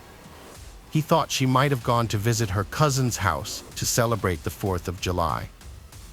As Sherry's concern grew, she struggled to get in touch with her daughter. She reported Crystal missing to the police department. While she was there, her son Casey received a phone call from a friend who had seen Crystal's car parked on the side of the road.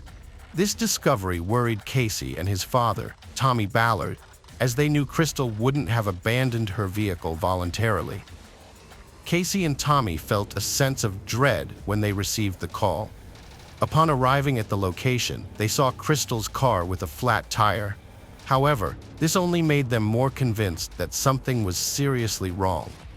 If Crystal had car trouble, she would have contacted one of them for help. It was unthinkable that she would try to fix it alone.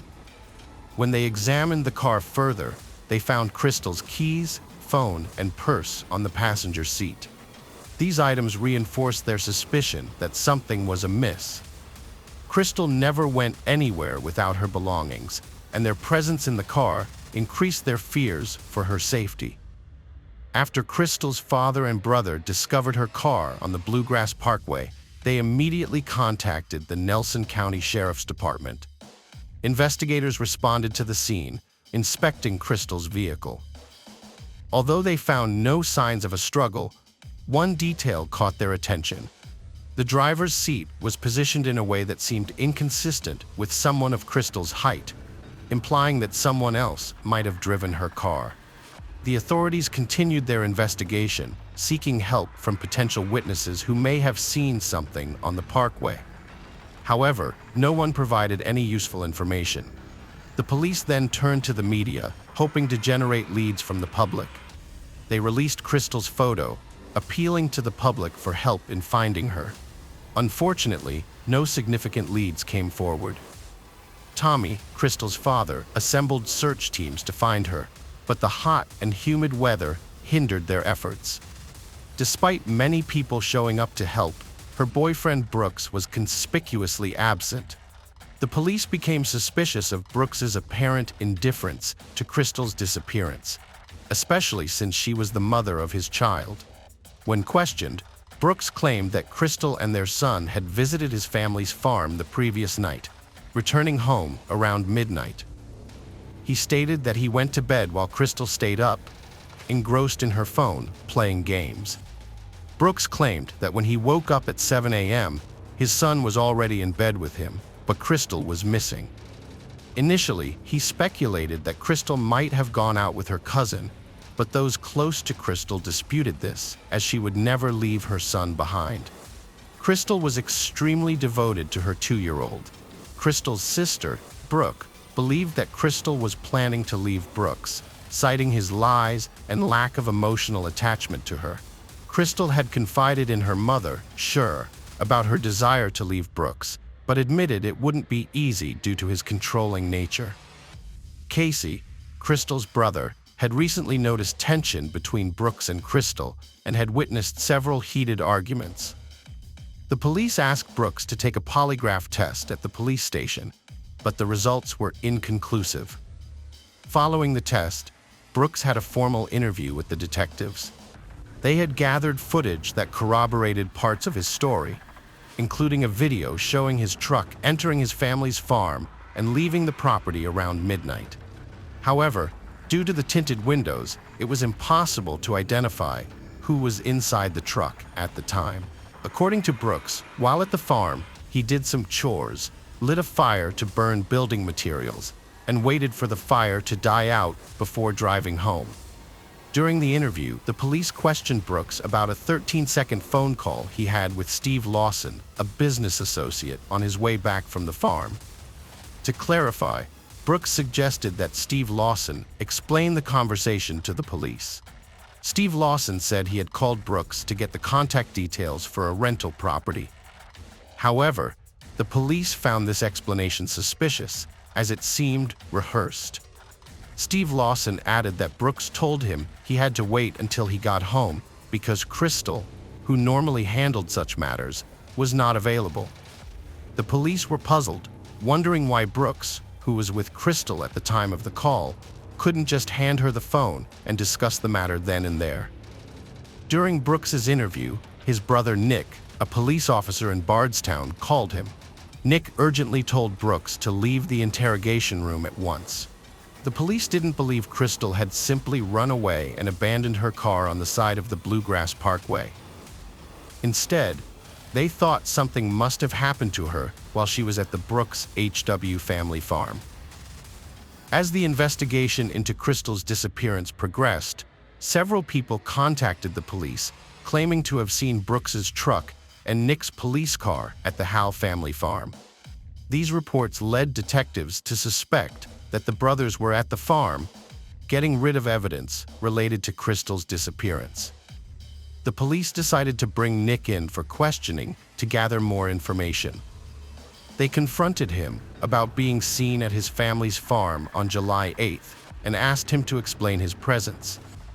However, Nick claimed to have no knowledge of the incident and denied being there that night. Despite his denial, the police continued questioning him, asking directly if he and his brother had destroyed or hidden evidence related to Crystal's disappearance. Nick vehemently denied any wrongdoing and insisted his brother was incapable of harming someone. He also stated that, as a police officer, it was unthinkable for him to assist Brooks in covering up a crime. After the interview, Nick agreed to take a polygraph test at the police's request. The test results showed that he failed to answer 2 questions truthfully. Do you know where the crystal is right now? And are you hiding any information about what happened to the crystal? Despite this, Nick continued to insist that he was telling the truth. On October 15th, the police identified Crystal's boyfriend, Brooks, as their main suspect in her disappearance.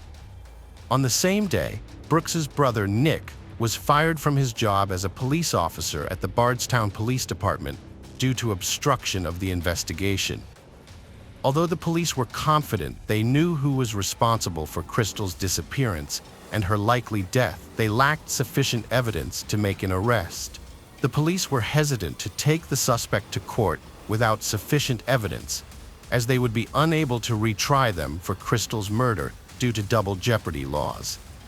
FBI agents and law enforcement agencies from across Kentucky teamed up with Crystal's friends, family, volunteers, and missing persons organizations to search the Howe family farm, a 240-acre property, extensively.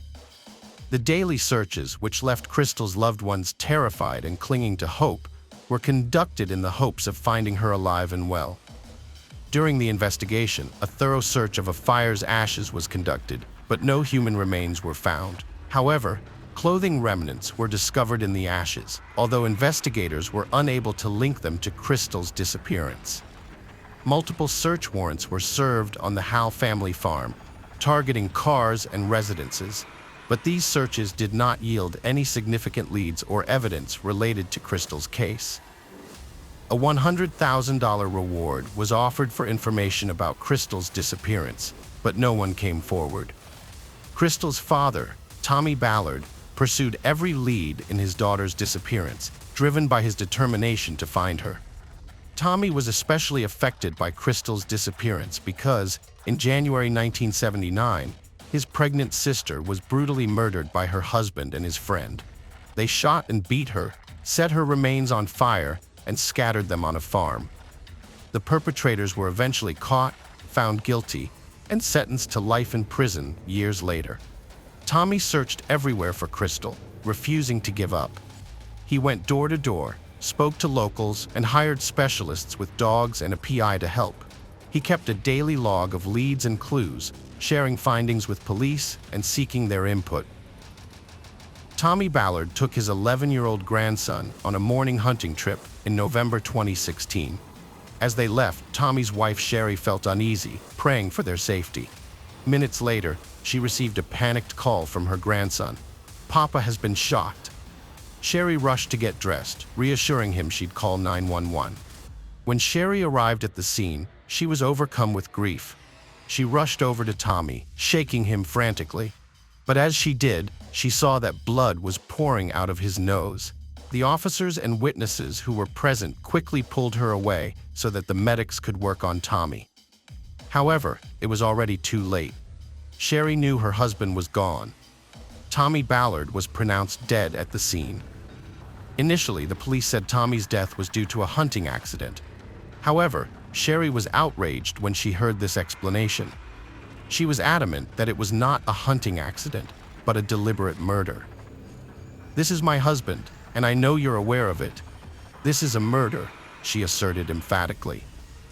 After investigating Tommy's death, Investigators concluded that he did not take his own life because his weapon had not been fired.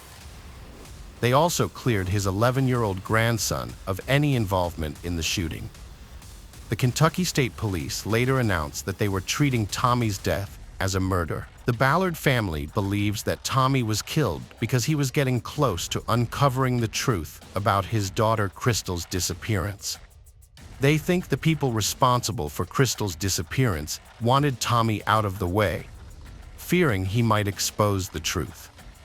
In 2022, the FBI conducted a 5-day investigation into Crystal's disappearance, returning to the Ballard family farm to search for more evidence. The FBI aimed to collect evidence to hold the person responsible for Crystal's disappearance accountable. Although the FBI did not disclose whether any valuable evidence was found, a spokesperson confirmed in October 2022 that all collected evidence would be analyzed at the FBI's lab in Quantico as the investigation into Crystal's disappearance continued. The Attorney General of Kentucky made the crucial decision to appoint a special prosecutor to help with the prosecution of criminal charges related to the deaths of Crystal Rogers and her father, Tommy Ballard. Crystal's mother, Sherry Ballard, knew about the appointment and strongly supported it, believing it was necessary to ensure justice for her loved ones. Sherry Ballard recognized the importance of appointing a special prosecutor to handle the complex case of Crystal and Tommy's deaths. This dedicated team of prosecutors brought a fresh perspective and independent expertise, allowing for a more detailed and comprehensive understanding of the case. With a special prosecutor on board, Sherry Ballard was confident that there would be greater attention to detail and a more thorough investigation. She believed this would ultimately lead to a stronger case in court and thus justice for the victims' families. The appointment of a special prosecutor also sent a clear message that the justice system took the case seriously and was committed to holding those responsible accountable. In July 2023, a Kentucky grand jury indicted 32-year-old Joseph Lawson on conspiracy to commit murder and tampering with physical evidence, both charges related to Crystal's disappearance. 2 months later, Crystal's boyfriend, Brooks, was arrested and charged with murder and tampering with physical evidence. The judge set Brooks' bond at $10 million and ordered him to have no contact with Crystal's family. Notably, Brooks had a prior arrest in 2022 for multiple traffic violations, resulting in a series of fines before his release. When Brooks was arrested for Crystal's murder, the people of Bardstown felt a mix of emotions. While the news was devastating, it brought a sense of relief and closure to finally know what had happened to Crystal and that justice was being pursued. The arrest brought a sense of satisfaction, knowing the person responsible for her death was being held accountable. For those affected by her tragic death, the arrest provided some comfort and solace. The Bardstown community rallied around Crystal's family, offering support and solidarity during this difficult time. They hoped the arrest would lead to a fair and just punishment for the perpetrator, and that justice would finally be served. As the investigation progressed, the community remained hopeful for justice. Brooks Ha's virtual court appearance in October 2023 brought new revelations, including a potential link to an unsolved Bardstown murder. Prosecutors believe the same gun was used in Tommy Ballard's death and Crystal's father's murder and are testing it. The victims' families expressed relief and hope for justice. When the special prosecutor presented allegations, Rosemary Brooks and Nick Ha's mother declined to respond to any questions.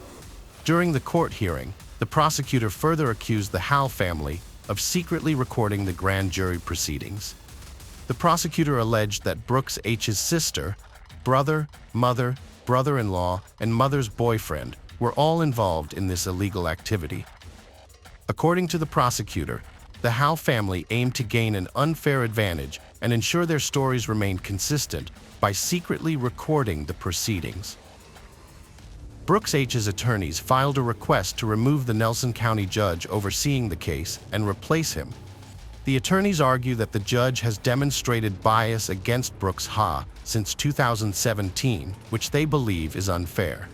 Additionally, the attorneys claim that the $10 million bail is excessive and should be reevaluated. They contend that a biased judge will significantly hinder Brooks's ability to receive a fair trial, citing the judge's previous comments and actions as evidence of partiality.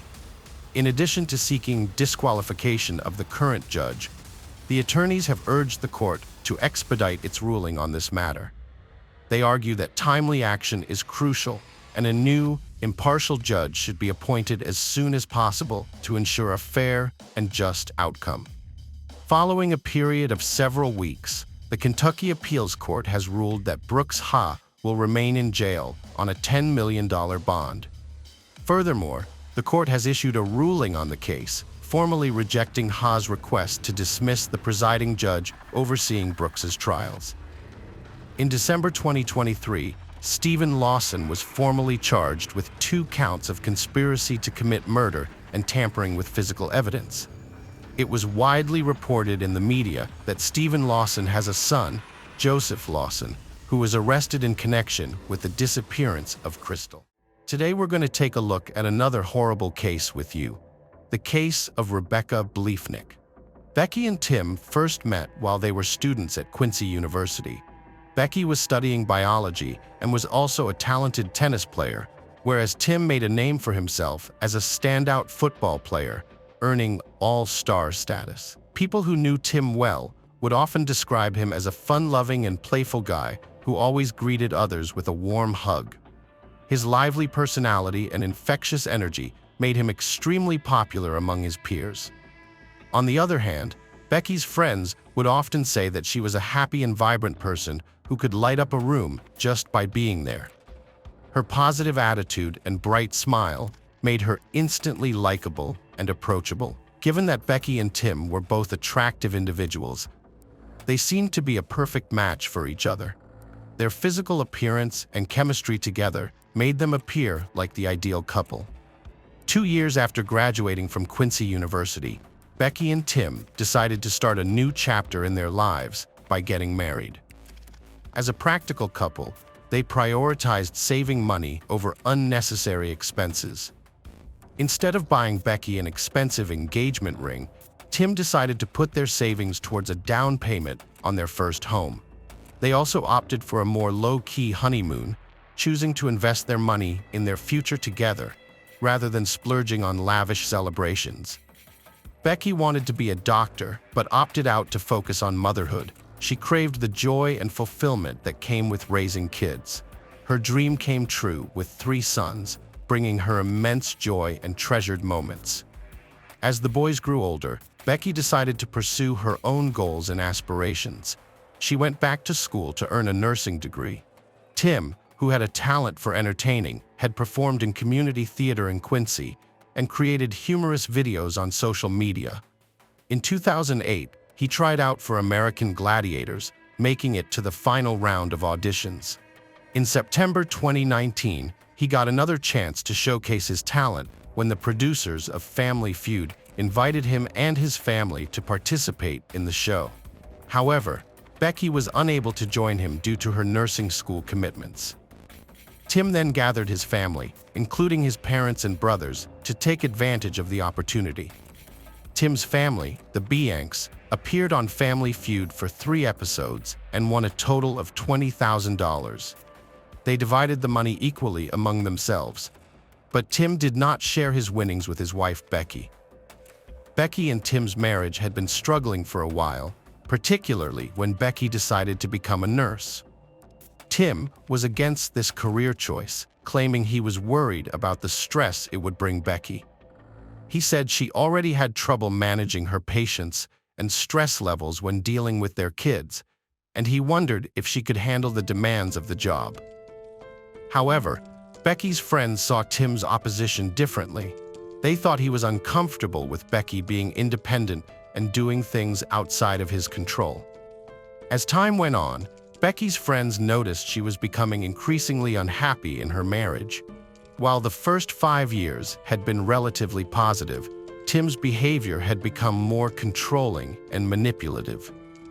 Becky's friends observed that she was shouldering the bulk of the household responsibilities, in addition to her demanding nursing studies and job, while Tim did not pull his weight. He rarely lifted a finger to clean or care for their children, leaving Becky to handle everything on her own after her long nursing shifts. As Becky recognized the growing tensions in their marriage, she felt compelled to discuss the issue with Tim. She believed that attending marriage counseling could help them identify solutions and restore harmony to their relationship. However, Tim refused to consider counseling, which disappointed Becky. Despite Becky's efforts to address the problems in their marriage, Tim filed for divorce in January 2021 after 11 years of marriage. This caught Becky off guard, as she had demonstrated her commitment to saving their marriage.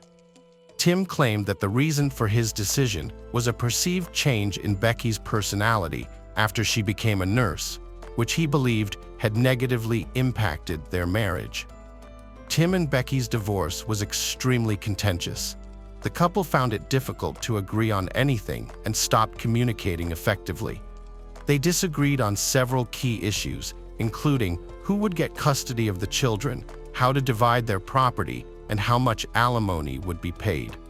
From Tim's perspective, the situation was already volatile. He even went so far as to request a restraining order against Becky, citing a specific incident where she became aggressive during a heated argument at a parent-teacher conference. However, Becky had a different viewpoint. She alleged that Tim was harassing her and confided in her friends through text messages. In these messages, she described several disturbing incidents, including Tim yelling at her, pushing her in front of their sons, and throwing objects across the room. Becky's anxiety was fueled by her fear that Tim might take drastic action to keep her away from their children. After a coworker was tragically murdered by her partner, Becky became increasingly concerned about her own safety, believing that Tim was capable of harming her in a similar way. Becky's sister was concerned about her sister's safety, so she encouraged Becky to seek help at a domestic violence resource center. After some time, Becky made the decision to file a restraining order against Tim, alleging that he had entered her home without her permission and had lied about their interactions. When a judge reviewed the competing orders of protection filed by Tim and Becky, he ruled against granting either of them. Instead, he ordered the two to maintain a safe distance from each other's homes, with the exception of when they exchanged custody of their children.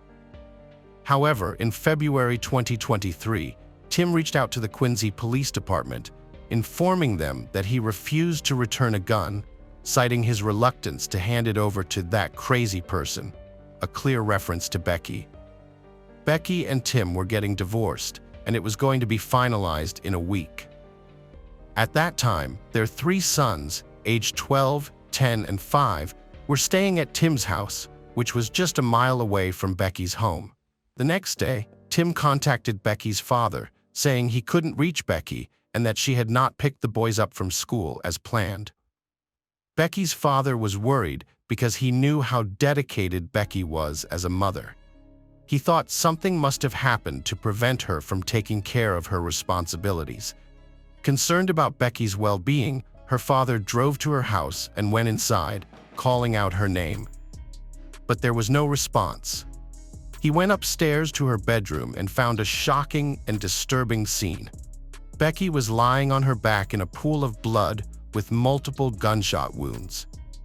Detectives and crime scene investigators promptly responded to Becky's house after her father's disturbing discovery of her lifeless body in the bathroom, lying face up and covered in blood. Their meticulous investigation began with a thorough examination of the exterior of Becky's home, which led to a comprehensive search to identify the point of entry. The search revealed that an upstairs window in one of the children's bedrooms had been pried open, suggesting the perpetrator used a patio chair to climb up to the roof and gain access to the house. Following the suspect's likely path, investigators proceeded to Becky's bedroom, where they found signs of forced entry on the door. indicating it had been violently kicked down or broken. The state of the bedroom door implied to investigators that the suspect had burst into the room, likely in search of Becky. Evidence suggested Becky tried to hide in the bathroom, but the suspect caught up and shot her. Investigators found her phone near her body and saw a 1:11 a.m. 911 call. They believe Becky tried to call for help while being chased, but dialed wrong and was knocked to the ground before she could try again. When officers canvassed Becky's neighborhood, no one recalled hearing anything suspicious. The lack of witnesses raised suspicions, given Becky's multiple gunshot wounds.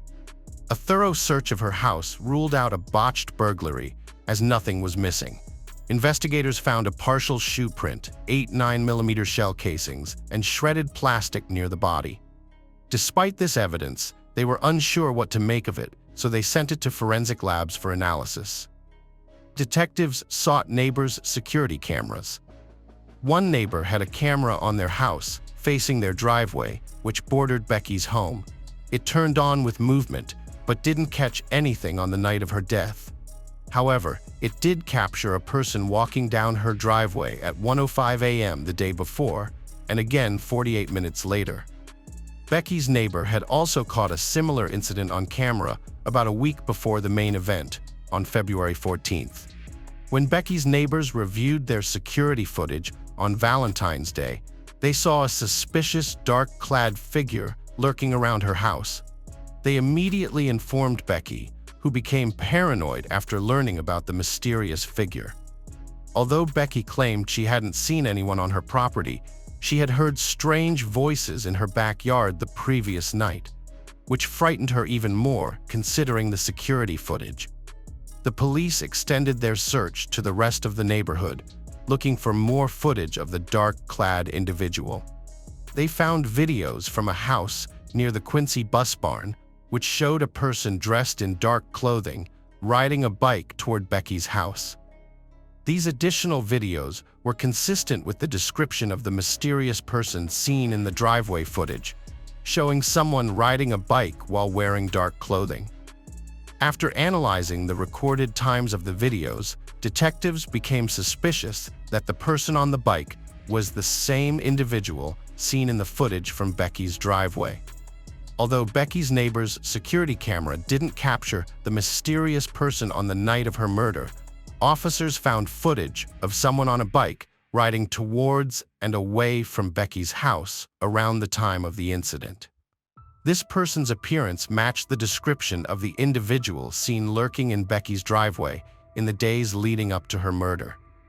Video evidence helped in Becky's murder investigation, but poor quality footage limited its usefulness.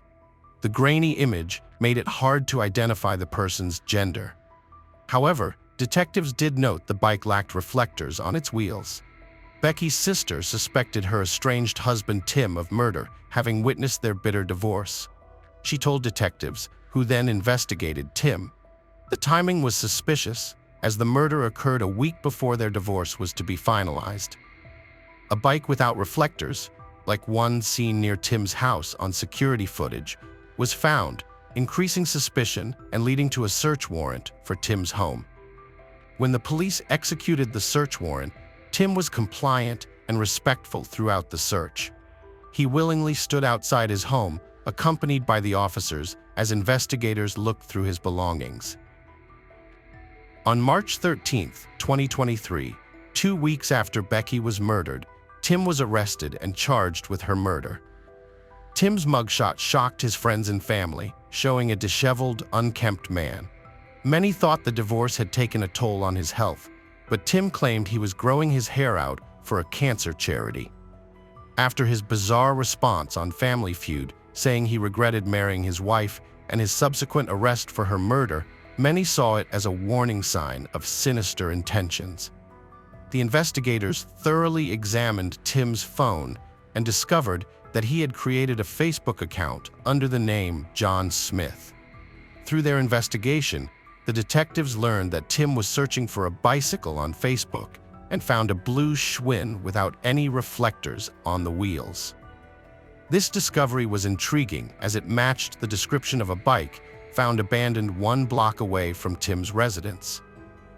Detectives faced a challenge when Tim was arrested, held without bond, and demanded a speedy trial. With only 90 days to build a case, prosecutors struggled to convince a jury beyond a reasonable doubt without a confession or DNA evidence. 3 months after Becky's murder, Tim's trial began on May 23, 2023. The prosecution presented evidence, including shredded plastic pieces found near Becky's body, which they claimed were from an Aldi grocery bag.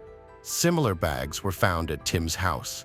The prosecutor argued Tim used the bags as a silencer when shooting Becky and that he left DNA on them.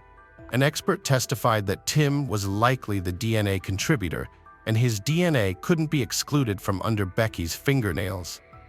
Prosecutors presented a crowbar found in Tim's basement, suggesting it was used to pry open the victim's window. An expert confirmed similarities, but couldn't confirm it was the same crowbar.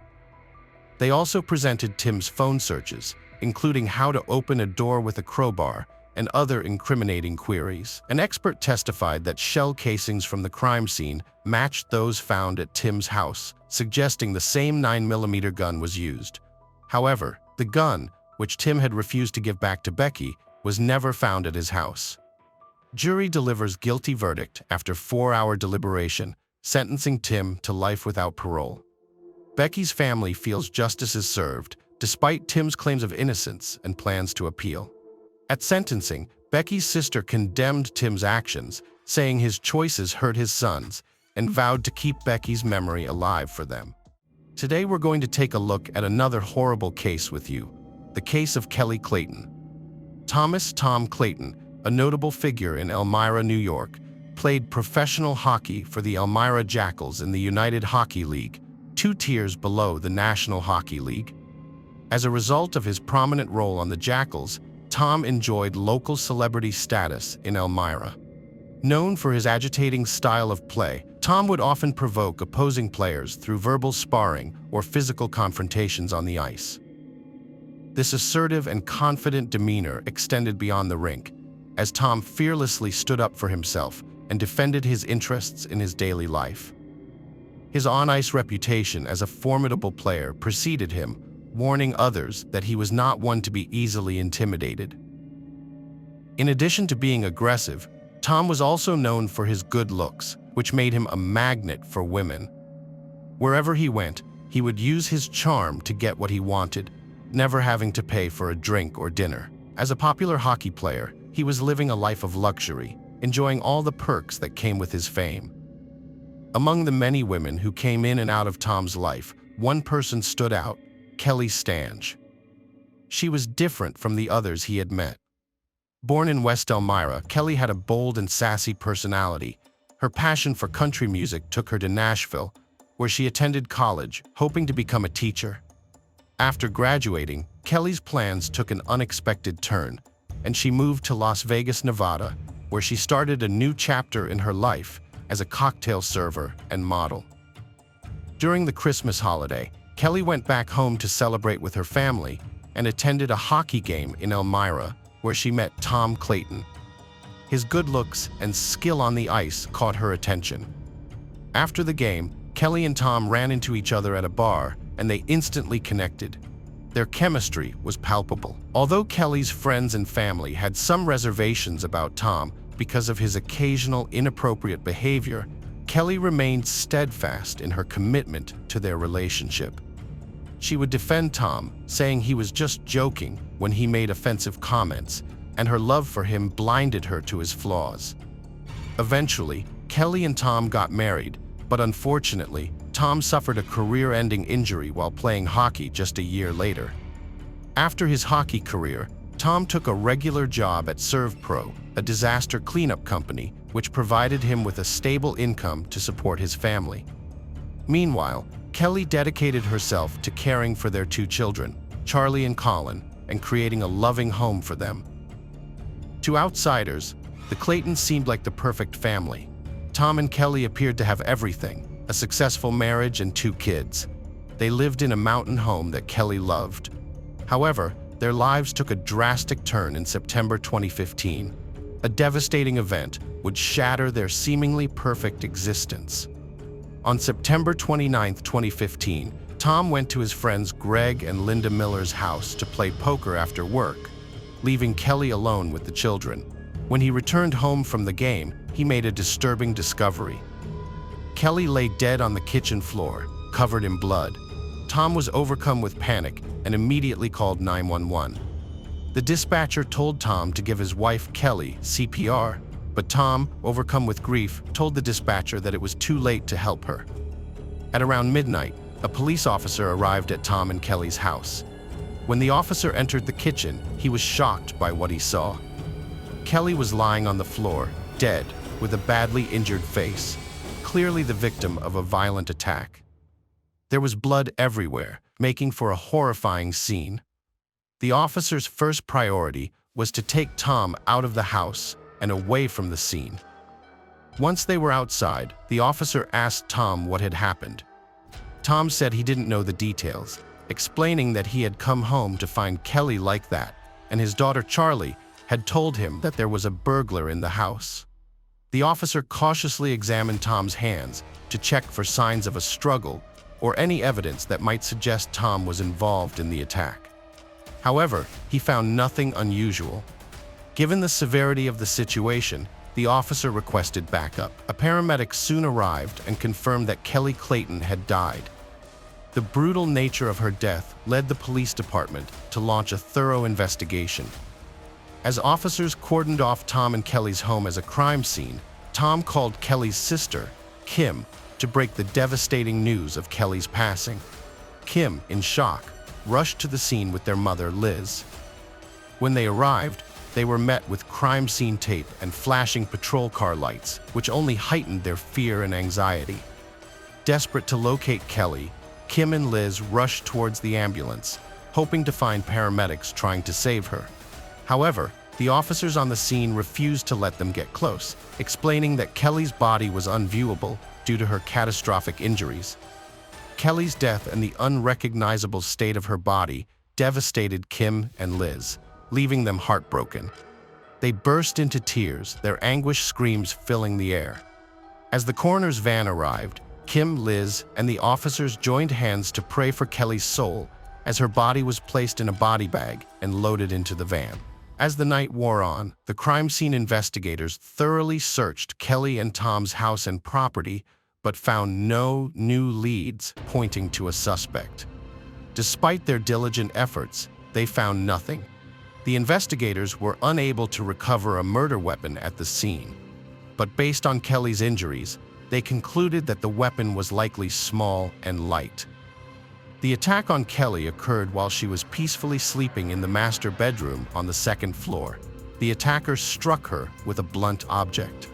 After being hit, Kelly tried to escape and sought refuge in Charlie's bedroom. A large amount of blood was found in that room, suggesting that Kelly had barricaded herself inside. However, the attack continued, as evidenced by a hole in the landing wall, which appeared to have been caused by Kelly's body being pushed down the stairs. After falling down the stairs, Kelly got up and made her way to the kitchen, where the suspect caught up to her and attacked her again in a violent encounter. The suspect brutally bludgeoned Kelly in the head and face, inflicting severe injuries that ultimately led to her death. Tom Clayton informed the first officer at the scene that his daughter Charlie had reported a robber in the house. However, the investigators who searched the property found no signs of forced entry and no evidence of theft. Furthermore, Kelly's expensive jewelry was still present and untouched, and the safe was intact. Given the brutal nature of Kelly's death, the detective initially suspected a domestic violence dispute. Despite this, Tom Clayton claimed to have an alibi, stating that he was playing poker at his friends Greg and Linda Miller's house for the entire night, which would have made it impossible for him to have committed the murder if his claim was true. When the police questioned Tom and Kelly's neighbor at the crime scene, he said he didn't think the couple had any problems and seemed happy. Later, detectives interviewed Tom about his wife's murder, and he repeated his alibi, saying he was playing poker at Greg and Linda Miller's house that night. The detectives then questioned the other players Tom mentioned, and they all confirmed that Tom was present. Although Tom had a solid alibi, the detectives found it strange that he was very calm considering the situation. They asked him repeatedly if he was involved in Kelly's murder, and Tom denied it every time. The detectives also needed to question Tom and Kelly's 7-year-old daughter, Charlie, who had witnessed the entire assault on her mother. Recognizing the importance of protecting Charlie's well-being, the detectives took a gentle approach. They started by doing fun activities with her, like playing board games, to make her feel comfortable before asking about her mother's murder. When they finally brought up the topic, they asked Charlie to describe what she had seen that night. Charlie said a robber wearing a mask, black shirt, and jeans had broken into their house. The intruder was carrying a white stick that looked like a metal pipe and used it to attack Kelly. Charlie remembered hearing Kelly shout, "Run, Charlie, run," as the attacker pushed her down the stairs. After Kelly was pushed downstairs, Charlie followed and saw the attacker beat her to death on the kitchen floor. Charlie believed her mother was dead, so she lay next to her and hugged her leg during the interview. Despite the traumatic event, 7-year-old Charlie seemed detached from the situation. Charlie told the detectives that the robber who hurt her mommy had the same eyes as her daddy.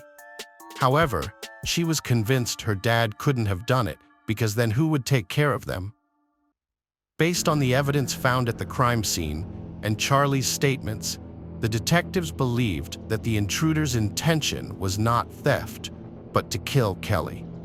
After questioning Tom Clayton, the detectives charged him with second-degree murder in connection with his wife Kelly's death, based on his daughter's description of the intruder resembling him. Tom denied the second-degree murder charge and was released on bail, returning to the home where Kelly was killed. He cleaned up the house and continued to live there. Within a month of Kelly's murder, Tom started having affairs with multiple women, gambling in Atlantic City, and showed no signs of grief.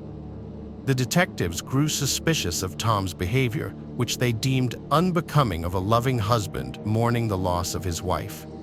Despite this, Tom maintained that he loved Kelly and would never harm her, even planning a second honeymoon with her. Tom claimed his GPS records on his work truck would prove he didn't get home until 12:35 a.m., but even after verifying this, detectives still suspected him of involvement in Kelly's murder. During their investigation, detectives questioned Greg and Linda Miller, with whom Tom played poker that night. They said Tom was quieter than usual and spent most of the night texting, but they didn't think he could hurt Kelly. The detectives also interviewed Kim, Kelly's sister, asking if she knew anyone who might want to harm Kelly.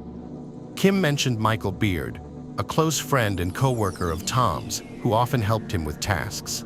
Michael knew Tom's family, including Kelly and their children, and had even watched Charlie and Colin when Kelly needed to run errands. Michael had high praise for Kelly and the kids, calling them beautiful people.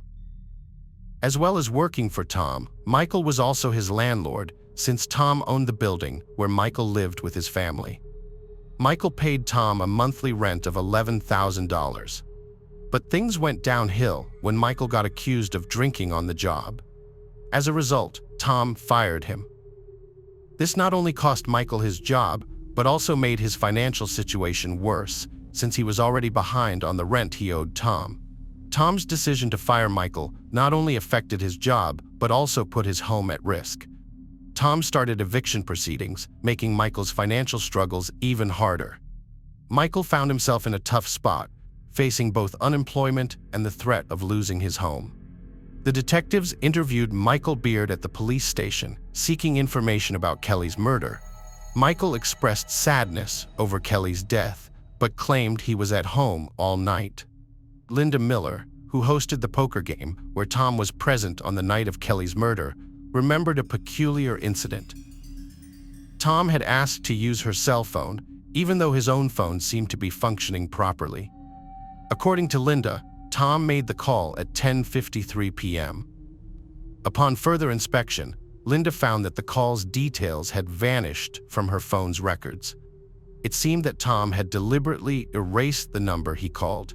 The detectives obtained Greg and Linda Miller's cell phone records, which revealed the phone number Tom had dialed on the night of the murder. Tracing this number led them to Michael Beard. When the detectives discovered Tom Clayton had contacted Michael Beard on the night of his wife's murder, they brought Michael in for further questioning. Michael, however, continued to deny any involvement in Kelly's murder. The detectives then turned their attention to Michael's partner, Holly. She told them Michael had been out all night on the evening of the murder, leaving their house around 11 p.m. Moreover, Holly revealed that Tom Clayton had previously approached Michael with a proposition: burn down his and Kelly's house for $10,000 with the intention of collecting the insurance payout. Michael decided to confess to murdering Kelly after being confronted with the information.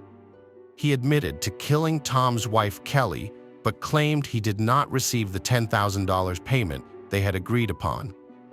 In his signed confession, Michael outlined the original plan, which involved going to Tom's house and killing Kelly while the children were at their grandmother's. Tom had instructed Michael to use the gas cans in the garage to set the house on fire, allowing Tom to collect insurance payouts for the damage. However, Michael said he did not follow through with the arson and instead fled the scene. After killing Kelly, Michael took the police to the location of the murder weapon, a sledgehammer-type object that was found to have Kelly's DNA on it. He also led them to the area where he had discarded his bloody clothing. Mark Blanford, a friend of Michael Beard, came forward to the detectives and gave a statement about his encounter with Michael on the night of the murder. Michael had asked Mark to help him with a job, offering to pay him $500. Mark claimed he had no idea what the job was, assuming it was probably a drug deal. Mark said that Michael later told him he had to kill someone, and that after Michael got back in the car, he mentioned that the kids weren't supposed to be at home.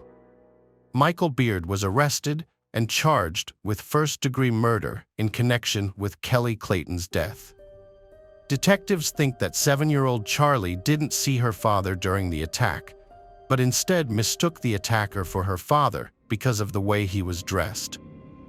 Kelly's husband, Tom, had a large life insurance policy on Kelly, which had recently been increased before her murder. Detectives believe the motive behind the murder was this policy, as Kelly would have received a significant portion of Tom's assets if they had divorced. Furthermore, detectives think Tom not only intended to kill his wife, but also wanted his children dead. This claim is supported by Michael Beard, who alleges that Tom confided in him about the planned murders. According to Michael, Tom told him that the children would be at their grandmother's house and instructed him to set the house on fire after killing Kelly. However, when Michael was instructed to set the fire, Tom knew the children would be at home, not at their grandmother's house. This information suggests Tom deliberately planned for his children's deaths, wanting to eliminate any reminders of his life with Kelly and start over as a single, child-free bachelor. Based on the evidence, it appears Tom's actions were driven by a desire to erase his past and start anew. Before his trial, Michael Beard retracted his confession, stating that he did not kill Kelly.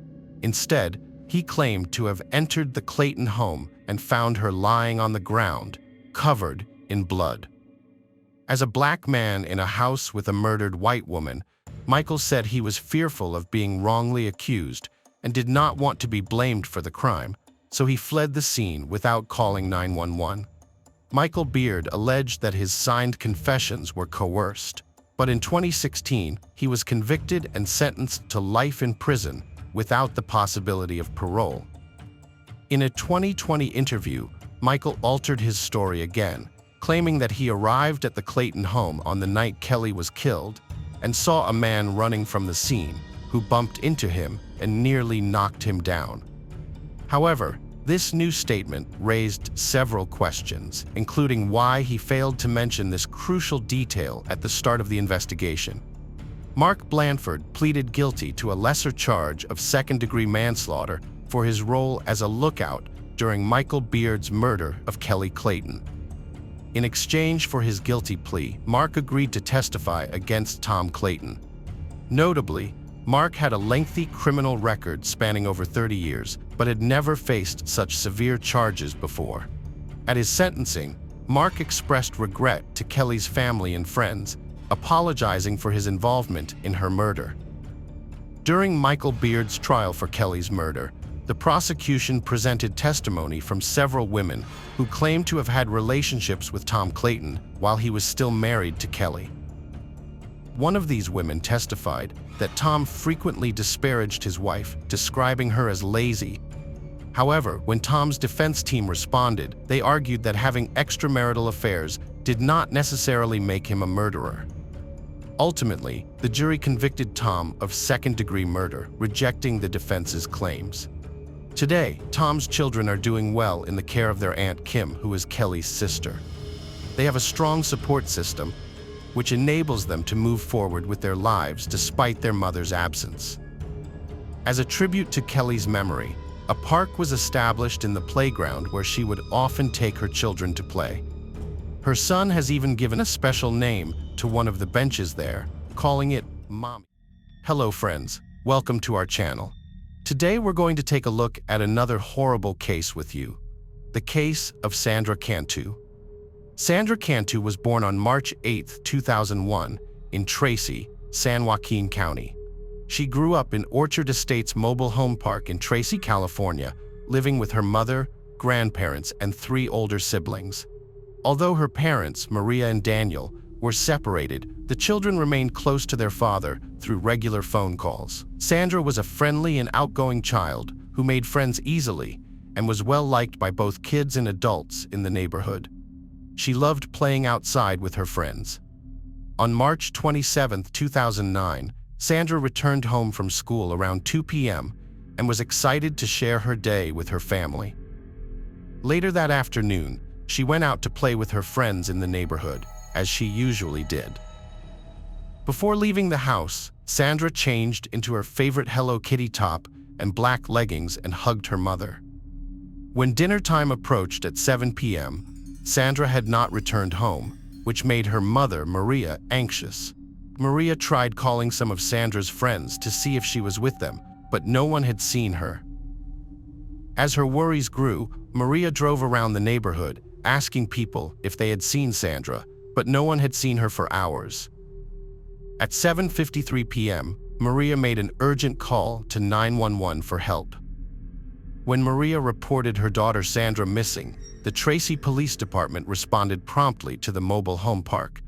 They initiated a thorough search of the neighborhood, questioning Maria about Sandra's clothing at the time of her disappearance.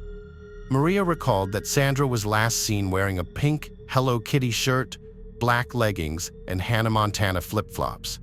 The police then conducted a door-to-door inquiry, speaking with neighbors to determine if anyone had seen Sandra or observed anything unusual in the area. They also displayed Sandra's picture to all residents. The officers demonstrated a high level of commitment to finding Sandra and identifying potential leads, evident in their meticulous questioning of neighbors and dissemination of Sandra's images in the hope of ensuring her safe return. On March 27th, the police were unable to find any trace of Sandra. The following day, March 28th, they sought help from the FBI, launching a massive search operation. This effort involved cadaver dogs, helicopters, and a large team of volunteers dedicated to finding the missing 8-year-old girl. Detectives also showed Sandra's photos to everyone in the area, hoping for any information about her whereabouts. Unfortunately, no one had any leads. The search for Sandra was a traumatic experience for the Tracy community. Dozens of local volunteers joined 230 professional search and rescue personnel from 16 different agencies to thoroughly search the town for any signs of her. The U.S. Coast Guard further assisted the aerial search over Tracy by deploying a C-13 military plane equipped with state-of-the-art cameras. Sandra's disappearance quickly gained widespread media attention. Authorities initially offered a $2,000 reward for information that could help locate her or uncover clues about her disappearance. As her case received significant media coverage, the reward amount was increased to $30,000. The search for Sandra, an 8-year-old Tracy girl, continues this morning. According to investigators, Sandra Cantu went missing after walking away from her home at the Orchard Estates mobile home park in Tracy. One of the estimated 300 volunteers who joined the search over the weekend expressed their hope that Sandra would be found and returned to her family and friends. Sandra is a Hispanic girl, 4 feet tall, and weighs 45 pounds, with brown hair and brown eyes. Surveillance footage shows Sandra leaving the mobile home park around 4 p.m. and returning, but she was last seen walking away again. The key question is, where did she go that last time, and where is she now? The investigation is ongoing, and police urge anyone with information to contact Tracy authorities. Everyone searched for her, but no signs of her were found. Later, detectives examined the security camera footage installed by Sandra's grandfather. The recording showed Sandra leaving her house, heading to the park to play. When she returned, she seemed happy, skipping back home at 4 p.m. But instead of going inside, she suddenly turned and walked down the street towards one of the exits. The footage stopped at this point, leaving her next steps a mystery. This unexpected behavior was concerning, as Sandra usually followed safety rules about not leaving with strangers. The police suspected that someone or something familiar to her might have caught her attention. The investigators' initial suspect was Sandra's father, Daniel, due to his prolonged absence from her life, which was revealed during the police investigation. Additionally, they discovered that Daniel and Maria were engaged in a financial dispute related to custody issues. However, Maria assured the detective that despite their marital problems, Daniel would never be involved in Sandra's disappearance. According to Maria, Sandra had a strong bond with her father, and they got along well.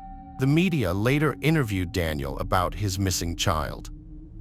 When asked for a statement, Daniel recounted receiving a call from his sister on Friday, informing him that Sandra was missing.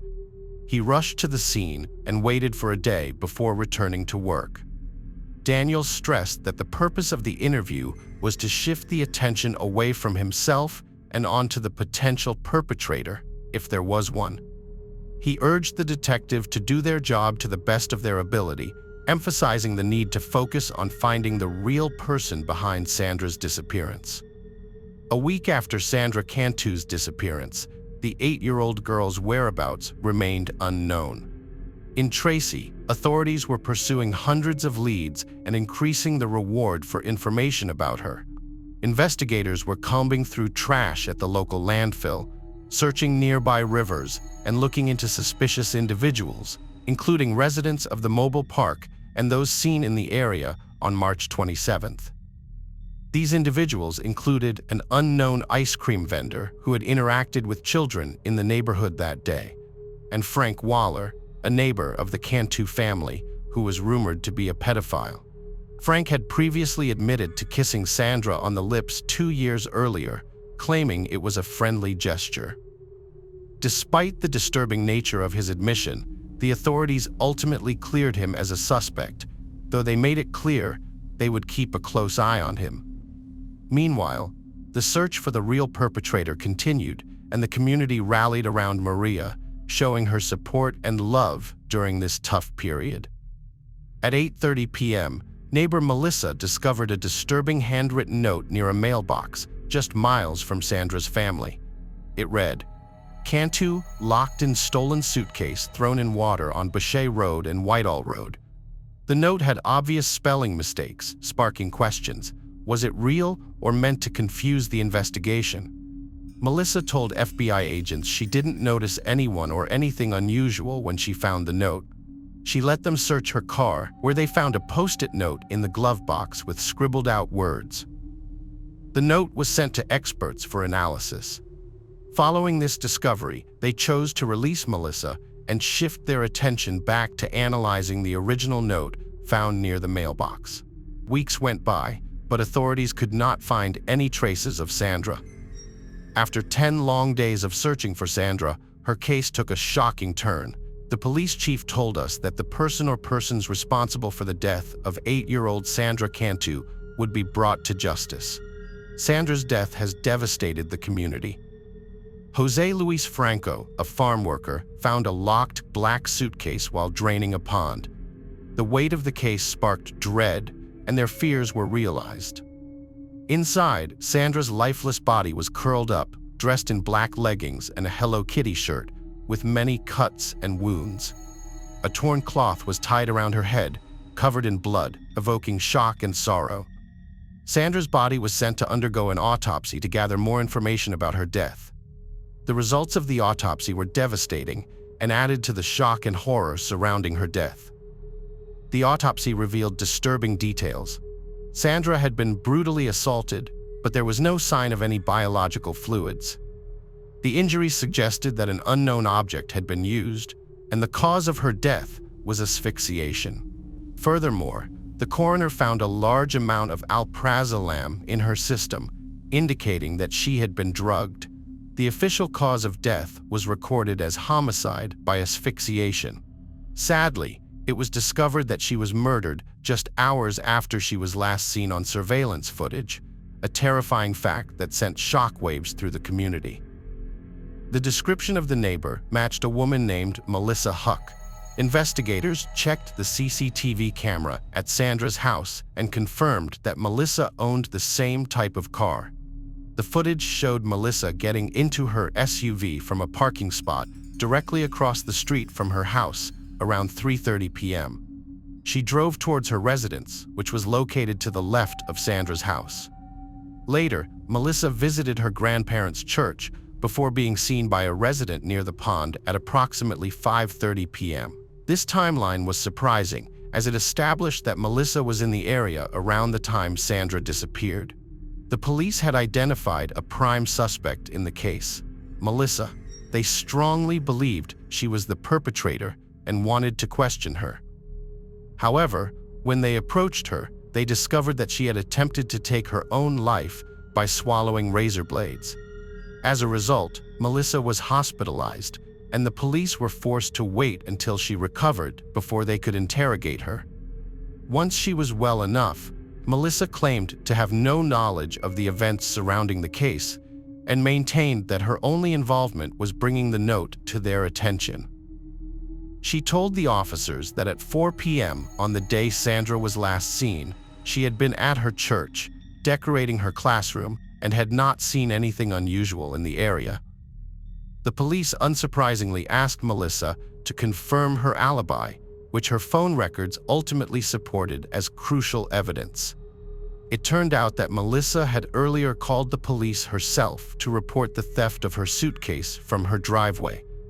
She explained that after learning about Sandra's disappearance, she had even sent Maria a text message telling the police she had been robbed around 4 p.m., although she wasn't sure if that detail was significant. The stolen suitcase proved to be a crucial piece of evidence in the investigation. The black Eddie Bauer suitcase containing Sandra was identical to the one Melissa had reported stolen, which added to its significance. The note Melissa found not only mentioned a suitcase, but specifically referred to a stolen one. Although the authorities had gathered substantial evidence implicating Melissa, they sought additional information. They decided to wiretap her phone and waited patiently for her release from the hospital. 2 days later, when Melissa was discharged from the hospital, the police were stunned to discover that she had called the Cantu family. During their conversation, Melissa invited one of Sandra's siblings to her home to play with her supposedly 5-year-old daughter. Responding to her residence immediately, the officers found no children inside, suggesting that Melissa might have been planning to lure another young victim into her house. A second neighbor has come forward with a disturbing revelation. Just before Sandra's disappearance, Melissa had taken a 7-year-old girl from the neighborhood to the park without her parents' permission. When the child returned, she was disoriented, slurred her speech, and had trouble walking. Her parents took her to the hospital, where tests revealed she had been drugged with benzodiazepines, the same drug found in Sandra's body. Although Melissa denied giving the girl drugs, the incident raised suspicions. As the investigation continued, the police grew increasingly suspicious of Melissa. They were shocked to learn about the drugged child. Soon after, they obtained a warrant to search Melissa's trailer and her grandparents' church. During the trailer search, they found a notebook with handwriting that exactly matched the note Melissa had claimed to have found on the ground. This discovery provided a crucial link between Melissa and the note, leaving the police stunned. Later, experts analyzing the post-it note found in Melissa's car's glove box made a stunning revelation. The note featured cryptic words, including Bache Road, Whitehall Road, and water, which added a mysterious layer to the ongoing investigation. Furthermore, they discovered alprazolam in Melissa's purse, a drug prescribed to her, which matched the substance found in Sandra's body. During the 2009 search of Clover Road Baptist Church, a blood-stained rolling pin was found with Sandra's DNA. A draw cord was missing from a window blind, and the cord used on the Eddie Bow suitcase matched the remaining church blinds. Melissa Huckabee, a 28-year-old Sunday school teacher, was arrested on April 10, 2009. Initially, she denied involvement, but later confessed, stating Sandra's death was an accident. She persuaded Sandra to enter a suitcase for a game with her daughter, and later found her lifeless body. Melissa claimed that she had played a game of hide-and-seek with Sandra, suggesting that Sandra hide in a suitcase and then jump out to surprise her own daughter and sister. Sandra allegedly agreed to the plan and zipped herself inside the suitcase. Melissa then said that she had forgotten Sandra was inside and didn't remember until she arrived at a church, where she opened the case to find Sandra unresponsive. In a panic, Melissa attempted to perform CPR and used a small wet towel to cool Sandra's forehead, but admitted she didn't know how to handle the situation. Later, Melissa got rid of the suitcase containing Sandra's body in a nearby pond. However, the investigators found that Melissa was not telling the truth when they looked into her personal life and discovered a history of criminal activity, depression, and other mental health issues. Melissa's legal history was well documented, and court records revealed that she pleaded no contest to felony second-degree commercial burglary and misdemeanor property theft charges on January 9th. A criminal complaint highlighted her prior convictions, including a 2006 property theft conviction that resulted in jail time in Los Angeles County. In November 2008, she was accused of attempting to steal from a store while on probation in San Juan County and had a scheduled court date. Melissa had also filed for bankruptcy in 2003, citing credit card debt and medical expenses.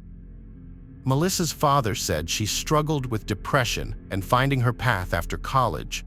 Her ex-husband confirmed her depression and self-image issues, but described her as carefree. They married in 2003, separated in 2004, and divorced in 2005, with Melissa getting full custody of their 5-year-old daughter. John Huckabee was shocked when he learned that his ex-wife Melissa was involved in the murder of a young girl. He couldn't believe it, saying it's not something you want to think anyone is capable of, especially someone you know and who is the mother of your child. After they separated, Melissa moved to Southern California to live with her parents, which made it difficult for John to see his daughter. During a past custody battle, Melissa had made accusations against John, claiming he was guilty of alcohol abuse and domestic violence, which he strongly denied. John, who had lost touch with Melissa for over 3 years, was now seeking custody of their daughter. He had started a new family, remarrying and having 2 more children. However, the idea of Melissa being involved in the rape and murder of a child seemed impossible to comprehend. At trial, Melissa Huckabee showed emotion when the judge announced her crimes. Throughout, prosecutor Thomas Testa argued Melissa had planned Sandra's murder. He showed surveillance footage of Sandra heading to Melissa's house. Testa claimed Melissa drugged Sandra with juice at a church, then waited for her to pass out before attacking and suffocating her. The prosecutor, Thomas Testa, initially intended to push for the death penalty in the case against Melissa Huckabee because she had not admitted to the horrific crimes. But a turning point came during the trial when Melissa suddenly decided to plead guilty, accepting full responsibility for what she had done. During the trial, Judge Linda Loftus of San Juan County Superior Court questioned Melissa Huckabee to ensure she understood the consequences of pleading guilty. Judge Loftus asked Melissa if she had discussed the matter with her lawyers and if she was certain about giving up her right to a jury trial. Melissa affirmed that she had and reiterated her decision to plead guilty. After completing her questioning, prosecutor Thomas Testa expressed concerns about Melissa's mental health. He highlighted her unusual behavior in prison, including a recent incident where she attempted to harm herself, which raised questions about her ability to make rational decisions. Testa noted that Melissa appeared coherent and rational in court, but he was worried about her mental state in the long run. Melissa Huckabee's guilty plea was a pivotal moment in the case. By admitting her guilt, she brought some closure to the Cantu family, saving them from a long and painful trial. This significant development altered the course of the court proceedings and paved the way for what would happen next in Sandra's case. Melissa's guilty plea simplified the process and provided the Cantu family with some comfort after all they had endured since Sandra's tragic death. On June 14, 2010, Melissa Huckabee received a life sentence without parole for the first-degree murder and kidnapping of Sandra Cantu. The motivations behind Sandra's tragic death remain unclear. Prosecutors believed Melissa planned the crime to harm Sandra intentionally. Despite this, Melissa never disclosed her reasons, leaving investigators baffled. However, documents revealed a troubled individual with a history of depression, self-harm, and a difficult past. Melissa is now serving her life sentence at San County Jail, burdened by the gravity of her actions. Her imprisonment serves as a reminder that severe crimes have severe consequences. For the Cantu family, the pain of losing Sandra will never fully subside, but they find comfort in knowing justice has been served.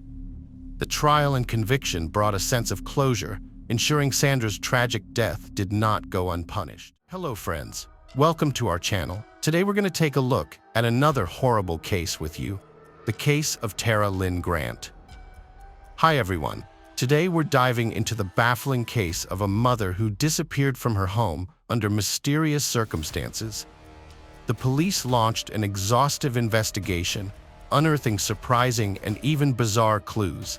As they pieced together the truth, even seasoned detectives were left stunned. This case quickly became one of the most sensational in the country, with its shocking details leaving everyone outraged.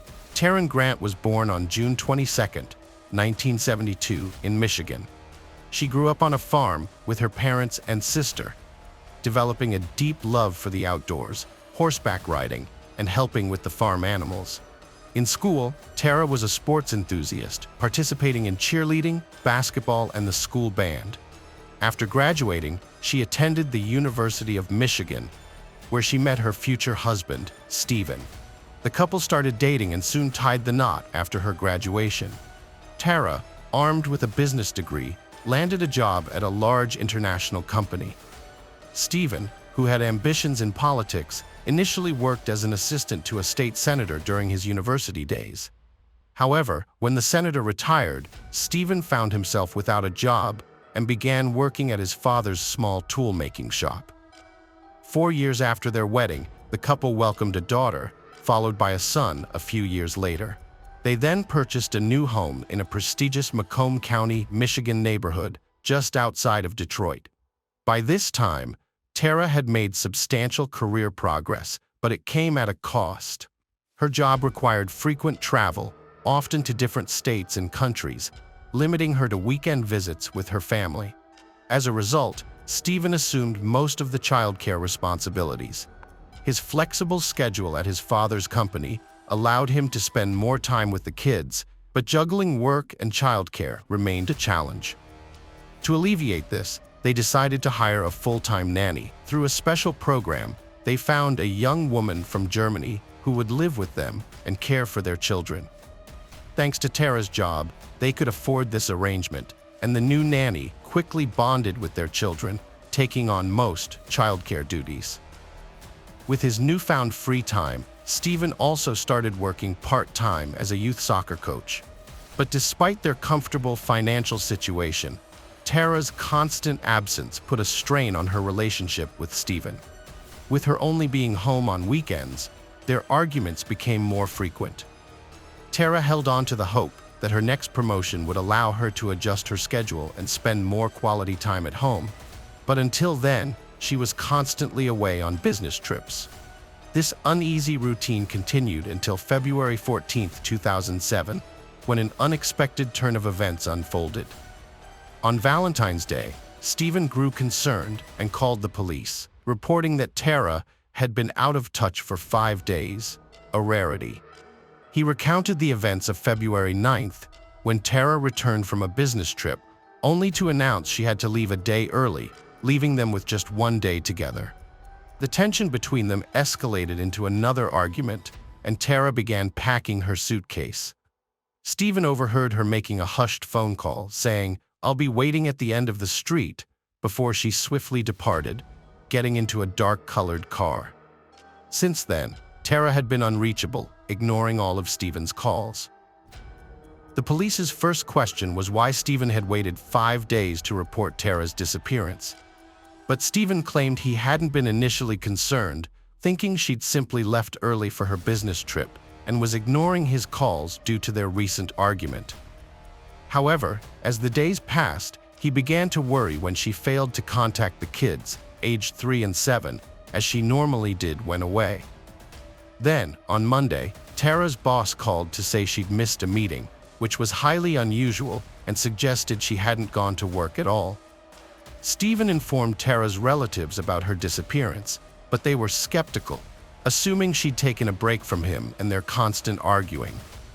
After all, Tara had confided in her parents about the strain her job was putting on their relationship and the frequent rows that had become a regular feature of their lives. Her relatives thought she'd soon return home, needing time and space from Stephen. As time passed, Tara's absence continued, and her silence persisted. Eventually, Stephen's concern turned to worry, and he contacted the police. During the police interrogation, the officers noticed several suspicious scratches on Stephen's body. When questioned about a possible physical altercation with his wife, Stephen attributed the marks to his frequent work with metal parts at his father's shop, citing regular scratches as an occupational hazard. Following the station interview, the detectives requested a search of the couple's home, which Stephen granted. Upon arrival, they found that all of Tara's belongings, including her personal documents and purse, were missing, along with her luggage. Stephen also provided access to Tara's computer, allowing the detectives to review her bank account activity. The lack of transactions since her disappearance seemed unusual, as one would expect some financial activity if she had indeed traveled, such as booking a flight or hotel. During the search of the house, detectives failed to uncover any clues that could explain Tara's disappearance. With no signs of a crime, they were left to retracing her steps since February 9th. The local police department, accustomed to handling minor disputes and nonviolent incidents in the area, was inexperienced in investigating such cases, given the region's reputation as one of the safest in the country. Stephen was outraged when asked to take a polygraph test, feeling accused by the police. He tearfully insisted he would never harm his wife. The police departed, considering their next moves, but Stephen surprisingly called them the following morning, ready to cooperate. However, just moments later, his lawyer intervened, advising against the interrogation. The police had no choice but to focus on Stephen as the prime suspect, being Tara's husband. Standard procedure aside, they had no other leads to pursue. Tara's relatives, friends, and colleagues all claimed to have had no contact with her since February 9th and were clueless about her whereabouts. Moreover, her bank account remained inactive, despite her likely need for financial transactions. Detectives shifted their focus to Stephen, and it didn't take long to uncover an important detail. His driver's license had been revoked, yet he continued to drive. They waited for him to get behind the wheel and then arrested him. However, Stephen still felt like he was being treated as a suspect and refused to cooperate with the police. His lawyer quickly secured his release, and Stephen returned home. The police persisted in their search for clues, obtaining Tara's mobile phone records in the process. They found that her last call was made on the day she vanished, when she called Stephen from the airport, saying she'd be home soon. After that, Stephen made numerous calls to her, but they all went to voicemail. The detectives listened to these recordings in which Stephen repeatedly asked her to answer or call back, accusing her of neglecting their children. He also pleaded with her to come home for their sake. The phone itself was turned off, and according to the cell phone carrier's data, it last connected to cell towers near Tara's house on the evening of her disappearance. Notably, there were no incoming calls during that period. As we recall, Stephen revealed that Tara had received a call before leaving the house, with the caller stating she would wait for her on the street. However, upon reviewing Stephen's voicemail recordings, detectives sensed genuine concern for his wife's well-being, accompanied by anger towards her decision to leave their children behind. Despite this, they didn't clear him as a suspect just yet. The investigation stalled, yielding no new leads, as Stephen persisted in refusing police cooperation, accusing them of misallocating resources on him rather than focusing on finding Tara. Conversely, he actively courted the media, which began extensive coverage of the case from its early stages. Tara's enigmatic disappearance sparked widespread public interest, and Stephen became a constant presence in front of cameras, daily pleading for her safe return. As the case unfolded, the company that had facilitated the hiring of the nanny for Stephen and Tara took action, ultimately deciding to send her back to Germany. Prior to her departure, she provided a statement to the authorities, speaking highly of her experience in their household. She also revealed that on the evening Tara returned home, she had been out at a bar with friends. Upon her return, she encountered Stephen, who appeared distraught, informing her that Tara had just exited the house. Despite refusing to cooperate with the police, Stephen hired a former FBI agent as a private detective to investigate Tara's disappearance. However, this effort also yielded no results. With no leads, the police decided to take a different approach. They contacted the agency that helped Tara and Stephen find their nanny, and there they made an interesting discovery. Before hiring the nanny from Germany, the couple had employed 6 other nannies, none of whom stayed in the job for long. When detectives spoke to these former nannies, almost all described Stephen's behavior as not only strange, but also intimidating. According to their accounts, Stephen would rummage through their belongings, ask them inappropriate questions, and frequently yell at them, treating them like they were his subordinates. The police were puzzled by the stark contrast between these descriptions and the German nanny's glowing account of her time with the family. They obtained permission to monitor her emails and phone calls, which led to a surprising revelation. Detectives uncovered messages between the nanny and Stephen, revealing that they had been having an affair. It turned out that the 19-year-old nanny had been in a romantic relationship with Stephen during Tara's business trips, and this continued until she was forced to leave the country. Although the police considered Stephen's infidelity a significant lead, it did not directly link him to Tara's disappearance. Thus, they continued searching for additional evidence. During interviews with Tara's relatives and friends, detectives discovered that almost everyone had disliked Stephen since she married him.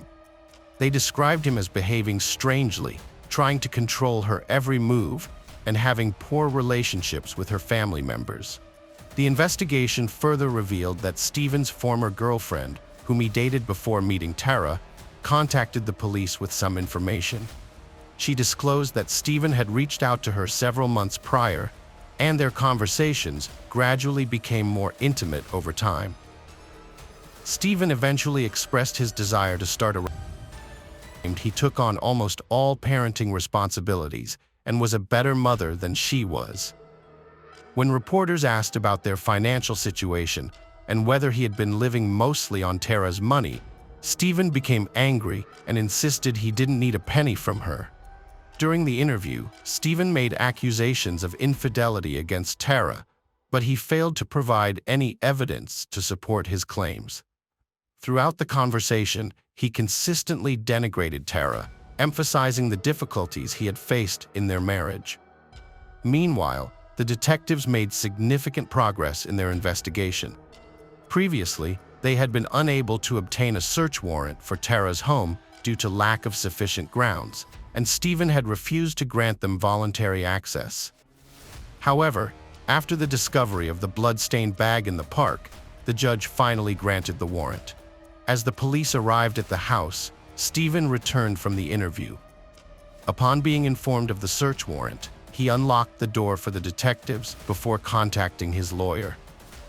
The lawyer asked the police if his client, Stephen, was under arrest, and they replied that he was not. Stephen then announced that he would take his dog for a walk, retrieved it from the house, and left the premises while the police conducted a search. As the police searched the house room by room, they eventually reached the garage, where one of the detectives spotted a large green container holding several plastic bags. Upon opening one of the bags, they discovered an unknown substance along with what appeared to be women's clothing. Opening another bag, the officer was horrified to find what likely were human remains. In total, the container held 5 bags, and the detectives quickly confirmed that they contained the remains of a woman. The police realized that they had found Tara's body and that Stephen was likely her killer. However, Stephen had not returned, so the police immediately launched a search for him, fearing he might flee or harm someone else, knowing that he would likely face prison time. Meanwhile, officers called in reinforcements to search the nearby park, as only a portion of Tara's remains were found in the garage. Over 100 officers from neighboring districts were dispatched to assist in the search. Their efforts quickly paid off, as they found another part of the body several hundred yards from where the bag was discovered, and later they found the head. Due to the cold temperatures, the remains were well preserved, allowing detectives to confirm that they belonged to Tara. As the search continued, the police found several more body parts, and when night fell, the search was suspended until morning. All this time, detectives were also trying to track down Stephen, but they were unsuccessful.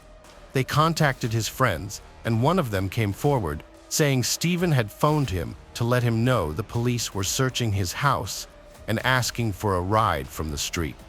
The friend drove to the location and picked Stephen up, taking him to his own home. During the drive, the friend noticed Stephen's strange behavior.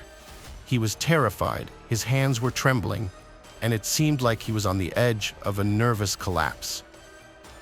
Once they arrived at the friend's house, Stephen asked to see his kids and requested to borrow the friend's car. At the time, Stephen's children were living in another state with his sister. The friend handed over his pickup truck, and Stephen took off. The police asked for information about Stephen's phone and credit cards, which enabled them to rapidly trace his journey. They found that Stephen had made several cash withdrawals on his way to the neighboring state and had phoned his sister, leading the police to conclude that he was heading towards his children. They immediately set off in that direction. Just then, an unexpected call came in from Germany. It was from the nanny with whom Stephen had previously been in a romantic relationship. She informed the police that Stephen had just called her, confessing to killing Tara. According to Stephen, the couple had an argument that evening, during which he yelled at her. Tara slapped him in the face, and in a fit of rage, he pushed her, causing her to fall and hit her head on the floor, resulting in her death. The police had no doubt about Stephen's involvement, but they still had to track him down. They searched the area along the highway to the neighboring state for several hours and eventually found the car belonging to Stephen's friend abandoned near the entrance to the national park. However, Stephen himself was nowhere to be found. The police then focused their search on the park, and several hours later, with the help of thermal cameras, they finally located him. He was lying under a tree, wearing only light clothing, and the officers realized he was on the verge of dying from hypothermia. In an altered state, Stephen was talking to trees and muttering incoherent phrases. The police quickly airlifted him to the hospital. Doctors managed to save his life. However, it took some time for Stephen to fully recover. While in the hospital, Stephen was charged with murder, and the detectives handed the case over to the court on the same day. Notably, his lawyer withdrew from defending him, citing that he needed to be able to look at himself in the mirror in the mornings when asked why. A new lawyer was assigned to Stephen, and meanwhile, forensic experts examined Tara's remains. A renowned pathologist who had worked on high-profile cases, such as the J.F. Kennedy and John Bennett Ramsey cases, was appointed as the chief medical examiner. After examining the remains, the pathologist concluded that Stephen's initial account of events did not align with reality. Stephen had claimed that Tara died from a head injury, but the actual cause of death was revealed to be strangulation. When Stephen regained consciousness, detectives visited him in the hospital and he told them what truly happened that evening. He confessed that when Tara came home and announced she had to leave earlier, they got into an argument, and he started yelling at her. As she tried to leave the room, he grabbed her and Tara hit him in the face. Enraged, Stephen retaliated and then strangled her. Stephen dragged Tara's body from the second floor to the garage and put her in the trunk of her own car. At the same time, the nanny returned home, and Stephen lied to her, saying his wife had just left him. The next morning, he took the body to his father's workshop, making sure he was alone. There, he destroyed all of Tara's documents and personal belongings, and then dismembered her body using a saw. This gruesome task made him vomit twice, but he kept telling himself that if he didn't do it, he would spend the rest of his life in prison. After several hours, he packed the remains into plastic bags and put them in a container. He then returned home, leaving the body in the car for a few days. During this time, he was thinking of ways to get rid of the body without arousing suspicion. To create an alibi, he repeatedly called Tara's phone and left messages on her voicemail, pleading with her to come home. One day, Stephen took his children's snow sled to the park, where the bags containing human remains would later be discovered. He placed a container on the sled and pulled it up a hill away from the crowded areas. However, the rope slipped out of his hands and the sled rolled down the hill, causing the container to overturn and the bags to spill out. Stephen picked up the bags, put the container back on the sled, and eventually buried them under the snow in a remote area before returning home. Days later, when the police started searching for Tara, detectives announced they were launching a search operation in the park. Stephen became anxious, as he had been planning to leave a day earlier.